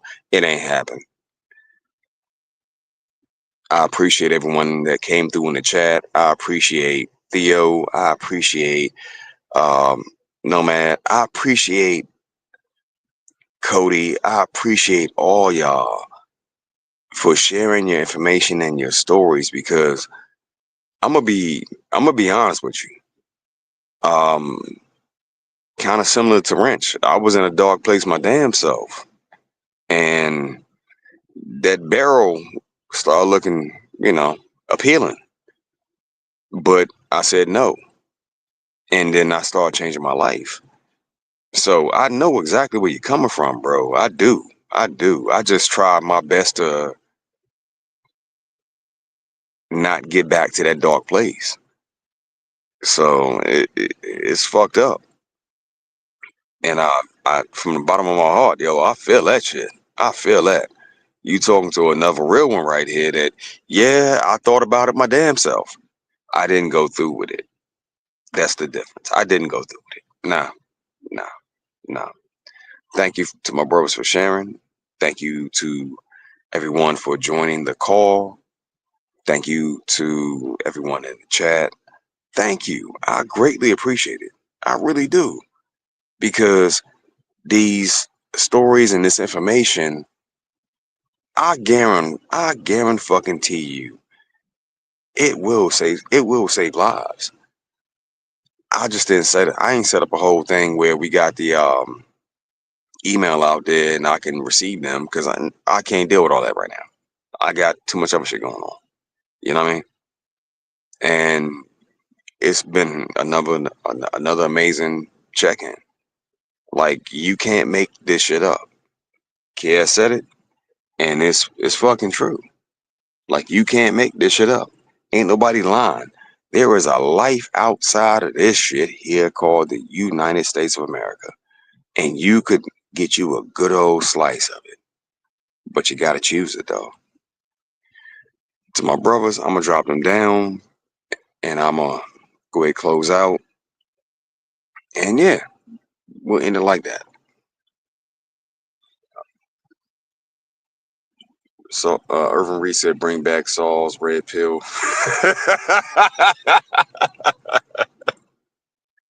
Yeah. You brothers, I don't know a better group of men. I don't, dog. Like, it's been amazing. It's been amazing meeting y'all and having these conversations, because a part of what Rich touched on was not suffering in silence. The gynocracy makes you believe that it's just you. It's just you. And nigga, you ain't never gonna be good enough. You always gonna be less than. Straight up. But that ain't what it is. What it is there's a life in freedom.